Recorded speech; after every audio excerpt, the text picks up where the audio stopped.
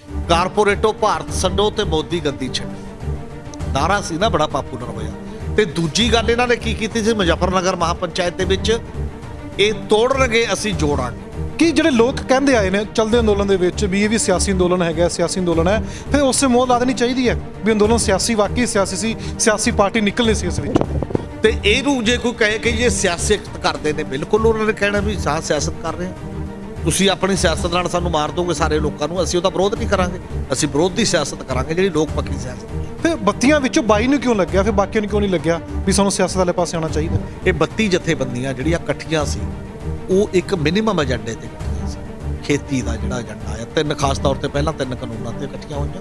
ਕੁਝ ਜਥੇਬੰਦੀਆਂ ਪਹਿਲਾਂ ਤੋਂ ਹੀ, ਚਾਹੇ ਮੋਰਚਾ ਲੱਗਦਾ ਨਾ ਲੱਗਦਾ, ਚਾਹੇ ਹੁਣ ਮੋਰਚਾ ਕਿੰਨਾ ਕੰਟੀਨਿਊ ਰਹੂ ਨਹੀਂ ਰਹੂਗਾ, ਉਹ ਚੋਣ ਪ੍ਰਕਿਰਿਆ ਦੇ ਵਿੱਚ ਹਿੱਸਾ ਨਹੀਂ ਲੈਂਦੇ। ਫਿਰ ਜਿਹੜੀਆਂ ਬਾਹਰ ਨੇ, ਜੋ 32 ਜਥੇਬੰਦੀਆਂ ਵਿੱਚੋਂ ਕਈ ਸਿਆਸਤ ਤੋਂ ਬਾਹਰ ਨੇ, ਹੁਣ ਜੋ ਬਣਾਇਆ ਸੰਯੁਕਤ ਸਮਾਜ ਮੋਰਚਾ, ਇਹਨਾਂ ਦਾ ਵਿਰੋਧ ਕਰਨਗੀਆਂ, ਏਜੰਡਾ ਦੇਣਗੀਆਂ, ਤੁਸੀਂ ਵਿਰੋਧ ਕਰੋਗੇ, ਏਜੰਡਾ ਦੋਗੇ, ਜੇ ਏਜੰਡੇ ਦੇ ਖਰੇ ਨਾ ਉਤਰੇ ਫਿਰ ਕੀ ਕਰੋਗੇ? 5 ਜੂਨ 2020 ਨੂੰ ਜਿੱਦਣ ਆਰਡੀਨੈਂਸ ਜਾਰੀ ਹੋਏ ਸੀ, ਕਿਸੇ ਦੇ ਦਿਮਾਗ ਸੀ ਕਿ ਕੋਈ ਇਕੱਠਾ ਹੋ ਕੇ ਦੁਬਾਰਾ ਵੱਡਾ ਅੰਦੋਲਨ ਬਣ ਸਕਦਾ?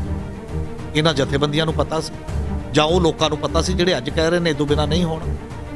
ਮਨੁੱਖ ਹੋਂਦ ਦੇ ਕ੍ਰਾਈਸਿਸ ਨਾਲ ਲੜ ਰਹੇ, ਇਹ 'ਚ ਜਦੋਜਹਿਦਾਂ ਨੇ ਵਧਣਾ ਹੈ, ਲੜਾਈਆਂ ਨੇ ਵਧਣਾ ਹੈ, ਕੋਈ ਉਹਦੇ 'ਚੋਂ ਬਾਹਰ ਰਹਿਣਾ ਚਾਹੇ ਬਾਹਰ ਰਹੇ, ਬਲਕਿ ਸਾਡੀਆਂ ਸਿਆਸੀ ਪਾਰਟੀਆਂ ਨੇ ਨਹੀਂ ਕੀਤਾ। ਕੱਲਾ ਵਿਧਾਨ ਸਭਾ 'ਚ ਮਤਾ ਪਾਉਣਾ ਕਾਫੀ ਨਹੀਂ ਹੈ। ਜੇ ਸਾਡੇ 117 ਦੇ 17 MLA ਮਤਾ ਪਾਉਣ ਤੋਂ ਬਾਅਦ ਜਦੋਂ ਨਹੀਂ ਮੰਗਦੇ ਸੀ ਚੀਫ ਮਿਨਿਸਟਰ ਦੀ ਅਗਵਾਈ 'ਚ, ਉਹ ਵੀ ਦਿੱਲੀ ਬੈਠੇ ਹੁੰਦੇ ਜਾ ਕੇ, ਤਾਂ ਦੁਨੀਆ ਭਰ ਦੇ ਵਿੱਚ ਲੋਕ ਰਾਏ ਸਾਲ ਦੀ ਬਜਾਏ 6 ਮਹੀਨੇ 'ਚ ਵੱਡੀ ਬਣ ਜਾਣੀ ਸੀ। 1% ਲਈ ਮੰਨ ਲਈਏ ਵੀ ਬਲਬੀਰ ਸਿੰਘ ਰਾਜੇਵਾਲ CM ਬਣ ਜਾਂਦੇ ਨੇ, ਕੱਲ ਨੂੰ ਫਿਰ ਕਾਨੂੰਨ ਆ ਜਾਂਦੇ ਨੇ ਕਿ 117 MLA ਲੈ ਕੇ ਬਲਬੀਰ ਸਿੰਘ ਰਾਜੇਵਾਲ ਚਲੇ ਜਾਂਦੇ ਨੇ ਦਿੱਲੀ ਦੇ ਵਿੱਚ, ਫਿਰ ਕਾਨੂੰਨ ਰੱਦ ਹੋ ਜਾਣਗੇ। ਜੇ ਕੱਲ ਨੂੰ ਕੋਈ ਹੋਰ ਕਾਨੂੰਨ ਆ ਜਾਂਦੇ ਨੇ ਤੇ ਕੱਲਾ ਪ੍ਰਧਾਨ ਮੰਤਰੀ ਵੀ ਸਭ ਕੁਝ ਨਹੀਂ ਕਰ ਸਕਦਾ, ਕੱਲਾ ਚੀਫ ਮਿਨਿਸਟਰ ਵੀ ਸਭ ਕੁਝ ਨਹੀਂ। ਤੁਸੀਂ ਕਹਿੰਦੇ ਸੀ ਕਿ 117 ਬੰਦੇ ਚਲੇ ਜਾਂਦੇ, ਅੰਦੋਲਨ ਲੱਗਿਆ ਸੀ, ਤੁਸੀਂ ਕਹਿੰਦੇ ਸੀ MLA ਚਲੇ ਜਾਂਦੇ, ਉਹ ਟੈਕਨੀਕਲ ਐ ਨਹੀਂ ਨਾ, ਚਲੇ ਜਾਂਦੇ ਤਾਂ ਦਬਾਅ ਵੱਧਦਾ ਹੈ। ਇਸੇ ਤਰ੍ਹਾਂ ਭਾਰਤ ਇੱਕ ਸਟੈਂਡ ਲਏਗਾ, ਪੂਰੇ ਦੇਸ਼ਾਂ ਦੇ ਵਿੱਚ ਕਾਰਪੋਰੇਟ ਦੇ ਖਿਲਾਫ ਦਬਾਅ ਵਧੇਗਾ। ਕਾਨੂੰਨ ਵਾਪਸ ਕਰਾਉਣਾ ਗੱਲ ਵੱਖਰੀ ਹੈ, ਸਿਆਸਤ ਵੱਖਰੀ ਹੈ। ਜੇ ਸਿਆਸਤ 'ਚ ਨਿੱਤਰ ਗਏ ਹੋ, ਹੁਣ ਵਿਰੋਧੀ ਤੇ ਵੀ ਤੁਹਾਨੂੰ ਟਾਰਗੇਟ 'ਚ ਲੈਣ ਲੱਗ ਪਏ ਨੇ, ਵਿਰੋਧੀ ਤੇ ਕਹਿਣ ਵੀ ਲੱਗ ਪਏ ਨੇ ਵੀ ਕਿਸਾਨੀ ਅੰਦੋਲਨ ਵਿੱਚ ਇਹਨਾਂ ਨੇ ਜੋ ਸ਼ਹੀਦ ਹੋਏ ਸੀ ਕਿਸਾਨ, ਉਹਨਾਂ ਨੂੰ ਵੇਚਤਾ। ਮੰਨ ਲਓ 117 ਸੀਟਾਂ ਨੇ ਪੰਜਾਬ ਦੀਆਂ, ਉੱਥੇ ਕਿਸਾਨੀ ਇਕੱਲੀ ਕਿਵੇਂ ਲੜ ਲੂ? 34 ਤਾਂ ਰਿਜ਼ਰਵ ਨੇ, ਤਾਂ ਦਲਿਤ ਭਾਈਚਾਰੇ 'ਚੋਂ 34 ਨੁਮਾਇੰਦੇ ਚਾਹੀਦੇ ਨੇ ਤੁਹਾਨੂੰ, ਜਿਹੜਿਆਂ ਨੂੰ ਨਾਲ ਲੈ ਕੇ ਉਸ ਪੱਧਰ ਦੇ ਉੱਤੇ ਗੱਲ ਕਰਨ ਦਾ ਸਵਾਲ ਹੈ। ਇਸੇ ਤਰ੍ਹਾਂ 37 ਦੇ ਕਰੀਬ ਸੀਟਾਂ ਨਰੋਲ ਸ਼ਹਿਰੀ ਨੇ, ਅਰਬਨ ਨੇ, ਤੇ ਉੱਥੇ ਤੁਹਾਨੂੰ ਉੱਥੇ ਰਹਿਣ ਵਾਲੇ ਵਸਿੰਦਿਆਂ ਦੇ ਵਿੱਚੋਂ ਉਹਨਾਂ ਦੇ ਮੁਤਾਬਕ ਨੁਮਾਇੰਦੇ ਚਾਹੀਦੇ ਨੇ ਬਾਕੀ ਦੇ। ਸੰਯੁਕਤ ਸਮਾਜ ਮੋਰਚਾ ਸਾਹਮਣੇ ਆ ਗਿਆ, ਹੁਣ ਪ੍ਰੈਸ਼ਰ ਬਣਾਓਗੇ ਉਹਨਾਂ ਦੇ ਉੱਤੇ ਕਿ ਉਹਨਾਂ ਨੂੰ ਸਵਾਲ ਕਰੋਗੇ ਜਾਂ ਲੋਕਾਂ ਨੂੰ ਕਹੋਗੇ ਵੀ ਜਾ ਕੇ ਉਹਨਾਂ ਨੂੰ ਸਵਾਲ ਕਰੋ? ਕੋਈ ਵੀ ਚਿਹਰਾ ਬਦਲਣ ਨਾਲ, ਪਾਰਟੀ ਬਦਲਣ ਨਾਲ, ਗਰੁੱਪ ਬਦਲਣ ਨਾਲ ਪੰਜਾਬ ਦਾ ਭਲਾ ਨਹੀਂ ਹੋਣਾ। ਪੰਜਾਬ ਦਾ ਭਲਾ ਜਿਹੜੀਆਂ ਸਾਹਮਣੇ ਖੜੀਆਂ ਸਮੱਸਿਆਵਾਂ ਨੇ, ਉਹਨਾਂ ਸਮੱਸਿਆਵਾਂ ਦੀ ਨਿਸ਼ਾਨਦੇਹੀ ਕਰਨਾ ਤੇ ਉਹਨਾਂ ਦਾ ਕੋਈ ਨਾ ਕੋਈ ਹੱਲ ਵਜੋਂ ਇੱਕ ਪੇਸ਼ ਕਰਨਾ। ਤੋਮਸ ਸਾਹਿਬ ਨੇ ਕਹਿਤਾ ਕਾਨੂੰਨ ਵਾਪਸ ਵੀ ਆ ਸਕਦੇ ਨੇ।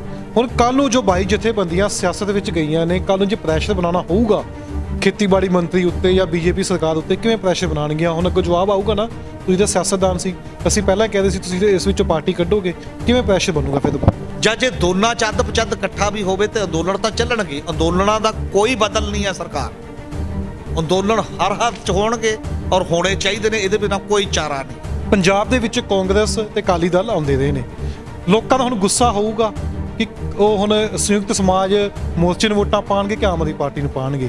ਜਦੋਂ ਇੱਕ ਹੁਣ ਨਵਾਂ ਮੋਰਚਾ ਆ ਗਿਆ ਤਾਂ ਇਹਦਾ ਕੀ ਇੰਪੈਕਟ ਪੈਣਾ, ਇਹ ਅਜੇ ਤਾਂ ਫਾਰਮੇਸ਼ਨ ਹੈ। ਸਵਾਲ ਇਹ ਹੋਏਗਾ ਕਿ ਉਹ ਕਿਹੜੇ ਮੁੱਦੇ ਲੈ ਕੇ ਆਉਂਦੇ ਨੇ, ਕਿਹੜੇ ਏਜੰਡੇ ਤੇ ਇਲੈਕਸ਼ਨ ਲੜਦੇ ਨੇ, ਕਿਹੋ ਜਿਹੇ ਕੈਂਡੀਡੇਟ ਲੈ ਕੇ ਆਉਂਦੇ ਨੇ, ਕਿਸ ਤਰੀਕੇ ਦੀ ਪਲਾਨਿੰਗ ਚੋਣ ਕੰਪੇਨ ਦੀ ਹੁੰਦੀ ਆ, ਉਹ ਸਾਰੀਆਂ ਗੱਲਾਂ ਤੇ ਨਿਰਭਰ ਹੋਊਗਾ। ਅੱਜ ਇਹ ਕੋਈ ਕੈਟਾਗਰੀਕਲੀ ਇਹ ਨਹੀਂ ਕਿਹਾ ਜਾ ਸਕਦਾ ਫਲਾਣਾ ਜਿੱਤ ਗਿਆ, ਫਲਾਣਾ ਹਾਰ ਗਿਆ। ਗੁੱਸੇ ਦੀ ਗੱਲ ਕਰਦੇ, ਗੁੱਸਾ ਹੈਗਾ ਲੋਕਾਂ ਨੂੰ, ਗੁੱਸਾ ਹੈਗਾ, ਉਹ ਤਾਂ ਕੋਈ ਦੋਰਾ ਨਹੀਂ। ਇਹ ਵੋਟ ਕਿਹੜੇ ਪਾਸੇ ਜਾਏਗੀ ਗੁੱਸੇ ਦੇ ਕਾਰਨ? ਉਹੀ ਗੁੱਸੇ ਦੇ ਕਾਰਨ ਵੋਟ ਲੋਕ ਜੱਜ ਕਰਦੇ ਨੇ, ਲੋਕ ਬੈਟਰ ਜੱਜ ਨੇ ਮੇਰੇ ਖਿਆਲ ਨਾਲ ਉਸ ਸਮੇਂ ਦੇ ਉੱਤੇ। ਲੋਕਾਂ ਤੇ ਕੋਈ ਗੱਲ ਛੱਡ ਦੇਣੀ ਚਾਹੀਦੀ ਹੈ, ਆਪਣੀ ਵਿਦਵਾਨੀ ਐਡੀ ਨਹੀਂ ਹੁੰਦੀ ਕਿ ਜਿਹੜੇ ਇਸੇ ਕਰਕੇ ਆ ਸਾਰੇ ਸਰਵੇ ਜਦੋਂ ਵੀ ਹੁੰਦੇ ਨੇ ਦੇਸ਼ ਪੱਧਰ ਦੇ ਉੱਤੇ, ਉਹ ਸਾਰੇ ਇੱਧਰ ਉੱਧਰ ਕਰ ਦਿੰਦੇ ਨੇ ਲੋਕ ਬੜੀ ਵਾਰ ਜਾ ਕੇ। ਕਈ ਵਿਦਵਾਨ ਤਾਂ ਜੂਝਦਾ ਪੰਜਾਬ ਦਾ ਵੀ ਵਿਰੋਧ ਕਰ ਰਹੇ ਨੇ, ਕਹਿੰਦੇ ਪਤਾ ਕਿਹਦੇ ਨਾਲ ਜੂਝ ਰਹੇ ਨੇ, ਕਿਉਂ ਇਹਨਾਂ ਨੇ ਫਰੰਟ ਬਣਾਇਆ, ਕੀ ਏਜੰਡਾ ਇਹਨਾਂ ਦਾ, ਕੀ ਲੈ ਕੇ ਜਾਣਗੇ? ਉਹ ਵੀ ਤਾਂ ਵਿਦਵਾਨ ਹੀ ਕਰਦੇ ਨਾ। ਬਿਲਕੁਲ ਉਹਨਾਂ ਨੂੰ ਹੱਕ ਹੈ, ਪਰ ਉਹ ਪੜ੍ਹ ਕੇ ਉਹ ਏਜੰਡੇ ਦਾ ਕ੍ਰਿਟਿਸਿਜ਼ਮ ਕਰਨ, ਮਤਲਬ ਕੀ ਏਜੰਡਾ ਉਹ ਤਾਂ ਲੋਕਾਂ ਦੇ ਡੋਮੇਨ 'ਚ ਹੈ। ਹੁਣ ਸਾਰੇ ਸੋਸ਼ਲ ਮੀਡੀਆ ਤੇ ਸਾਰੇ ਕਿਤੇ, ਜੇ ਕਿਸੇ ਨੂੰ ਨਹੀਂ ਮਿਲਿਆ ਤਾਂ ਮੰਗਵਾਉਣ ਨੂੰ ਕੋਈ ਵੀ ਜੂਝਦਾ ਪੰਜਾਬ ਵਾਲਾ ਦੇ ਦੇਗਾ, ਉਹਦੇ ਤੇ ਵਿਰੋਧ ਕਰਨ ਕਿ ਆਹ ਏਜੰਡੇ 'ਚ ਆਹ ਗਲਤ ਹੈ, ਆਹ ਹੋਰ ਪੈਣਾ ਚਾਹੀਦਾ। ਨਹੀਂ, ਉਹ ਤਾਂ ਓਪਨ ਹੈ ਕਿ ਜੇ ਕਿਸੇ ਕੋਲ ਹੋਰ ਜ਼ਿਆਦਾ ਬਿਹਤਰ ਏਜੰਡਾ ਉਹਦੇ ਵਿੱਚ ਸ਼ਾਮਲ ਕੀਤਾ ਜਾ ਸਕਦਾ। ਇਹ ਕੋਈ ਗਾਰੰਟੀ ਥੋੜ੍ਹੀ ਕੋਈ ਲਾਇਸੈਂਸ ਨਹੀਂ ਉਹਨੇ ਲਿਆ, ਨਾ ਉਸ ਦਿਨ ਲਿਆ ਜਿਹਦਾ ਪੰਜਾਬੀ ਇਹ ਅਲਟੀਮੇਟ ਹੈ।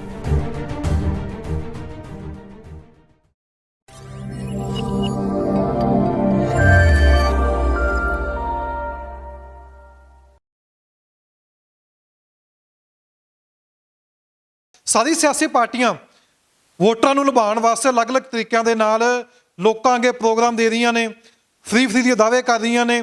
ਤਾਂ ਦੂਸਰੇ ਪਾਸੇ ਕਿਸਾਨੀ ਅੰਦੋਲਨ ਲੱਗਿਆ ਸੀ, ਉਸ ਤੋਂ ਬਾਅਦ ਜਿੱਤ ਹਾਸਲ ਹੁੰਦੀ ਹੈ ਤਾਂ ਜੋ ਕਿਸਾਨ ਦਿੱਲੀ ਦੀਆਂ ਬਰੂਹਾਂ ਤੇ ਬੈਠੇ ਸੀ ਉਹ ਕਹਿੰਦੇ ਸੀ ਵੀ ਵੋਟ ਅਸੀਂ ਕਿਸ ਨੂੰ ਪਾਈਏ, ਵੋਟ ਕਿਸ ਨੂੰ ਪਾਈਏ, ਕਿਉਂ ਨਹੀਂ ਜਥੇਬੰਦੀਆਂ ਆਪਣੀ ਸਿਆਸੀ ਪਾਰਟੀਆਂ ਲੈ ਕੇ ਆਉਂਦੀਆਂ, ਬਾਰ-ਬਾਰ ਬਾਕੀ ਪਾਰਟੀਆਂ ਨੂੰ ਹੀ ਚੁਣ ਕੇ ਉਹ ਸੱਤਾ ਦੇ ਵਿੱਚ ਲੋਕ ਭੇਜਦੇ ਰਹੇ ਨੇ। ਤਾਂ ਇੱਕ ਨਵੇਂ ਮੋਰਚੇ ਦਾ ਐਲਾਨ ਹੋਇਆ, ਸੰਯੁਕਤ ਸਮਾਜ ਮੋਰਚਾ। 22 ਜਥੇਬੰਦੀਆਂ ਨੇ ਸੰਯੁਕਤ ਸਮਾਜ ਮੋਰਚਾ ਬਣਾਇਆ, 117 ਸੀਟਾਂ ਦੇ ਉੱਤੇ ਚੋਣਾਂ ਲੜਨ ਲਈ ਕਹਿ ਰਹੇ ਨੇ। ਬਾਕੀ ਜਥੇਬੰਦੀਆਂ ਉਹ ਚੋਣਾਂ ਵਿੱਚ ਹਿੱਸਾ ਨਹੀਂ ਲੈਂਦੀਆਂ, ਉਹ ਚੋਣਾਂ ਦੀ ਪ੍ਰਕਿਰਿਆ ਵਿੱਚ ਹਿੱਸਾ ਨਹੀਂ ਲੈਂਦੀਆਂ, ਚੋਣਾਂ ਤੋਂ ਦੂਰ ਰਹਿੰਦੀਆਂ ਨੇ। 32 ਜਥੇਬੰਦੀਆਂ ਦੀ ਮੀਟਿੰਗ ਹੋਈ ਸੀ, ਉਸ ਵਿੱਚ ਕਹਿ ਦਿੱਤਾ ਗਿਆ ਸੀ ਕਿ ਜਿਨ੍ਹਾਂ ਨੇ ਸਿਆਸੀ ਤੌਰ ਤੇ ਜਾਣਾ ਸਿਆਸੀ ਤੌਰ ਤੇ ਜਾ ਸਕਦਾ, ਜਿਨ੍ਹਾਂ ਨੇ ਨਹੀਂ ਜਾਣਾ ਉਹ ਨਹੀਂ ਜਾ ਸਕਦਾ। ਹੁਣ ਸਭ ਤੋਂ ਅਹਿਮ ਸਵਾਲ ਹੈ, ਸੰਯੁਕਤ ਸਮਾਜ ਮੋਰਚਾ ਬਣ ਗਿਆ ਕਿ ਵਾਕਈ ਹੀ ਲੋਕ ਇਸ ਨੂੰ ਐਕਸੈਪਟ ਕਰ ਲੈਣਗੇ ਕਿ ਲੋਕ ਜੋ ਚਾਹੁੰਦੇ ਸਨ, ਜੋ ਕਿਸਾਨ ਚਾਹੁੰਦੇ ਸਨ, ਦਿੱਲੀ ਦੇ ਬਰੂਹਾਂ ਤੇ ਬੈਠੇ ਸਨ, ਕਹਿ ਰਹੇ ਸਨ ਬਾਰ-ਬਾਰ ਸਾਡੀ ਕੋਈ ਇਹੋ ਜਿਹੀ ਪਾਰਟੀ ਹੋਣੀ ਚਾਹੀਦੀ ਕਿਸਾਨਾਂ ਦੀ ਜਿਸ ਨੂੰ ਅਸੀਂ ਵੋਟ ਕਰ ਸਕੀਏ, ਕਿ ਕਿਸਾਨ ਉਸ ਨੂੰ ਵੋਟ ਕਰਨਗੇ, ਸ਼ਹਿਰੀ ਤਬਕਾ ਵੀ ਵੋਟ ਕਰੂਗਾ, ਕਿਹੜੇ ਲੋਕ ਉਹਨਾਂ ਨੂੰ ਵੋਟ ਕਰਨਗੇ, ਇਹ ਸਭ ਤੋਂ ਅਹਿਮ ਸਵਾਲ ਹੋਊਗਾ।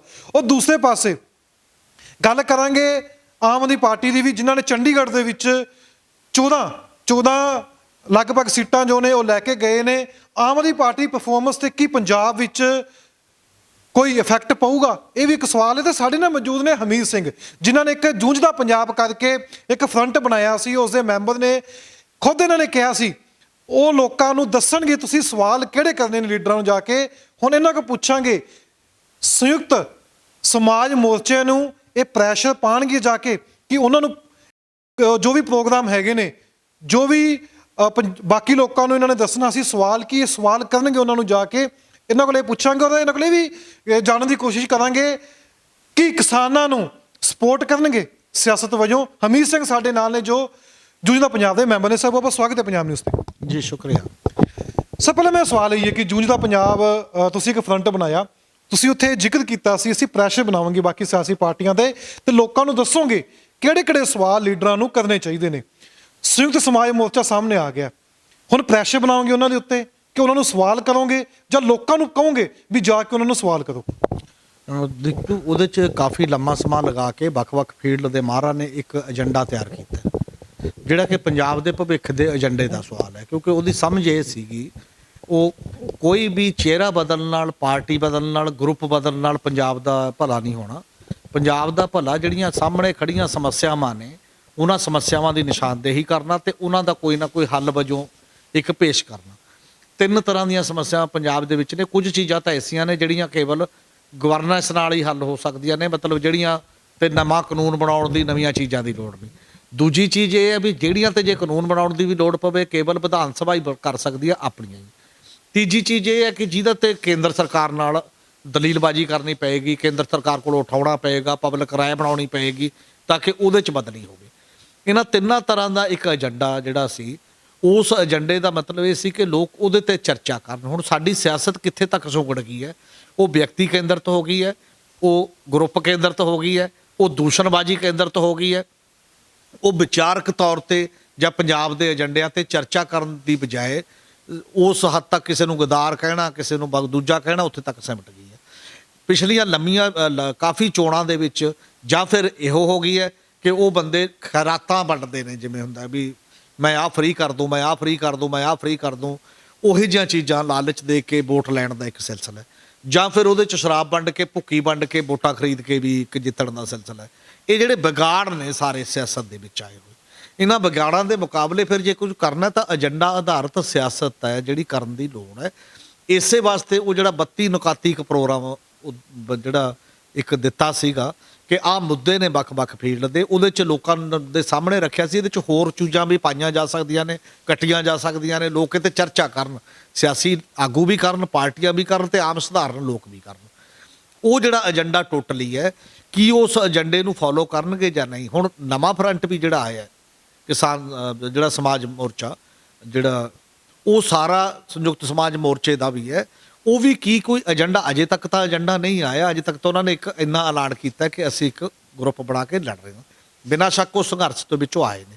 ਉਹਨਾਂ ਦੇ ਸੰਘਰਸ਼ ਦੇ ਦੌਰਾਨ ਮੈਂ ਨਹੀਂ ਉਹਨੂੰ ਮੰਨਦਾ, ਕਈ ਲੋਕ ਮੰਨਦੇ ਨੇ ਕਿ ਉਹ ਇਕੱਲਾ ਜੀ ਆਪਣੀ ਉੱਥੇ ਦੀ ਲੜਾਈ ਲੜਦੇ ਰਹੇ, ਉਹ ਸਿਆਸਤ ਨਹੀਂ ਕੀਤੀ। ਸੰਘਰਸ਼ ਵੀ ਇੱਕ ਸਿਆਸਤ ਹੈ। ਜਦੋਂ ਕੋਈ ਚੀਜ਼ ਉਹ ਸਿਆਸਤ ਦਾ ਰੂਪ ਹੈ, ਡੈਮੋਕ੍ਰੇਸੀ ਦਾ ਰੂਪ ਹੈ ਬੜਾ ਵੱਡਾ। ਬਲਕਿ ਡੈਮੋਕ੍ਰੇਸੀ ਦੇ ਦੋ ਪਹਿਲੂ ਨੇ। ਇੱਕ ਪਹਿਲੂ ਇਹ ਹੈ ਕਿ ਦਬਾਅ ਸਮੂਹ ਬਣਾ ਕੇ ਵੱਡੇ ਪੱਧਰ ਦੇ ਉੱਤੇ ਮਤਲਬ ਦਬਾਅ ਬਣਾ ਕੇ ਸਰਕਾਰਾਂ ਤੇ ਉਹਨਾਂ ਤੋਂ ਫੈਸਲੇ ਕਰਾਉਣਾ, ਉਹਨਾਂ ਤੋਂ ਪਾਲਿਸੀ ਦੇ ਵਿੱਚ ਤਬਦੀਲੀ ਕਰਾਉਣਾ। ਉਹ ਇੱਕ ਬੜਾ ਵੱਡਾ ਹਿੱਸਾ ਹੈ ਜਮਹੂਰੀਅਤ ਦਾ, ਡੈਮੋਕ੍ਰੇਸੀ ਦਾ ਤੇ ਸੰਘਰਸ਼ਾਂ ਦੇ ਰਾਹੀਂ ਹੁੰਦਾ। ਦੂਜਾ ਹਿੱਸਾ ਉਹਦਾ ਇਹ ਹੈ ਕਿ ਫਿਰ ਕਿਉਂ ਨਾ ਜਦੋਂ ਚੋਣਾਂ ਆਉਂਦੀਆਂ ਨੇ ਉਦੋਂ ਆਪਣੇ ਹੀ ਨੁਮਾਇੰਦੇ ਉਸੇ ਏਜੰਡੇ ਨੂੰ ਫੋਲੋ ਕਰਨ ਤੇ ਉਹ ਆਪ ਆਪਣੀ ਕਲਮ ਦੇ ਨਾਲ, ਆਪਣੀਆਂ ਵੋਟਾਂ ਦੇ ਨਾਲ ਉਹੋ ਜਿਹੇ ਕਾਨੂੰਨ ਪਾਲਿਸੀ ਬਣਾਉਣ ਦੇ ਯੋਗ ਹੋ ਸਕਣ।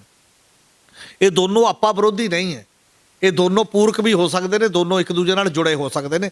ਔਰ ਇਸੇ ਕਰਕੇ ਇਹ ਸੀਗਾ ਉਹ ਜਿਹੜਾ ਏਜੰਡਾ ਇਸ ਪੱਧਰ ਦੇ ਉੱਤੇ ਸੀ। ਕਿਸਾਨ ਅੰਦੋਲਨ ਦੇ ਦੌਰਾਨ ਤਿੰਨ ਚੀਜ਼ਾਂ ਬੜੀਆਂ ਮਹੱਤਵਪੂਰਨ ਤਰੀਕੇ ਨਾਲ ਨਿਖਰ ਕੇ ਸਾਹਮਣੇ ਆਈਆਂ ਸੀ। ਇੱਕ ਇਹ ਕਿ ਇਹਨਾਂ ਨੇ ਇਹ ਕਿਹਾ ਸੀ ਕਿ ਕਾਰਪੋਰੇਟ ਵਿਕਾਸ ਦਾ ਮਾਡਲ ਜਿਹੜਾ ਹੈ ਉਹ ਭਵਿੱਖ ਦਾ ਮਾਡਲ ਨਹੀਂ ਹੈ, ਉਹ ਸਾਡੀ ਖੇਤੀ ਬਰਬਾਦ ਕਰੂਗਾ, ਸਾਡੀ ਹੋਂਦ ਦਾ ਸਵਾਲ ਉਹਨੇ ਬਣਾਤਾ, ਸਾਡੇ ਕੁਦਰਤੀ ਵਸੀਲੇ ਬਰਬਾਦ ਕਰ ਰਹੇ ਆ, ਸਾਰੀਆਂ ਚੀਜ਼ਾਂ ਨੇ। ਇਸ ਲਈ ਸਾਡੀ ਇੱਕ ਲੰਮੀ ਲੜਾਈ ਹੈ। ਲੰਮੀ ਲੜਾਈ, ਜਦੋਂ ਲੜਾਈ ਦੇ ਵਿੱਚ ਇਹ ਆਇਆ, ਜਦੋਂ ਪਾਰਲੀਮੈਂਟ ਲਾਈ ਸੀ ਕਿਸਾਨ ਮਤਵਾਜੀ ਸੰਸਦ, ਉਦੋਂ ਇਹ ਲਾਈ ਸੀ ਕਿਸਾਨ ਜਥੇਬੰਦੀਆਂ ਨੇ ਸਾਰੀਆਂ ਨੇ ਰਲ ਕੇ, ਕਾਰਪੋਰੇਟੋ ਭਾਰਤ ਛੱਡੋ ਤੇ ਮੋਦੀ ਗੱਦੀ ਛੱਡੋ। ਨਾਰਾ ਸੀ ਨਾ, ਬੜਾ ਪਾਪੂਲਰ ਹੋਇਆ।